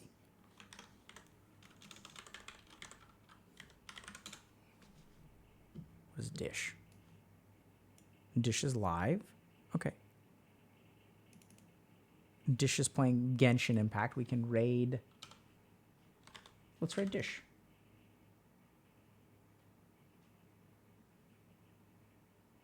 What do y'all think?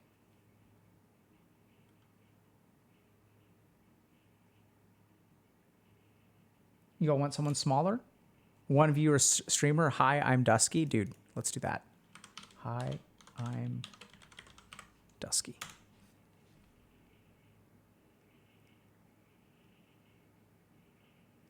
Oh yeah, there's a picture of something from Elden Ring on this. It's some weird, yeah, dude, this looks hype. What is this? Okay. Yeah, 161 followers. Hell yeah, dude.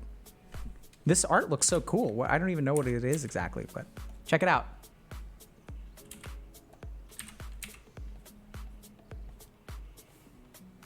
How's your work? Everything works correctly today? Mm-hmm.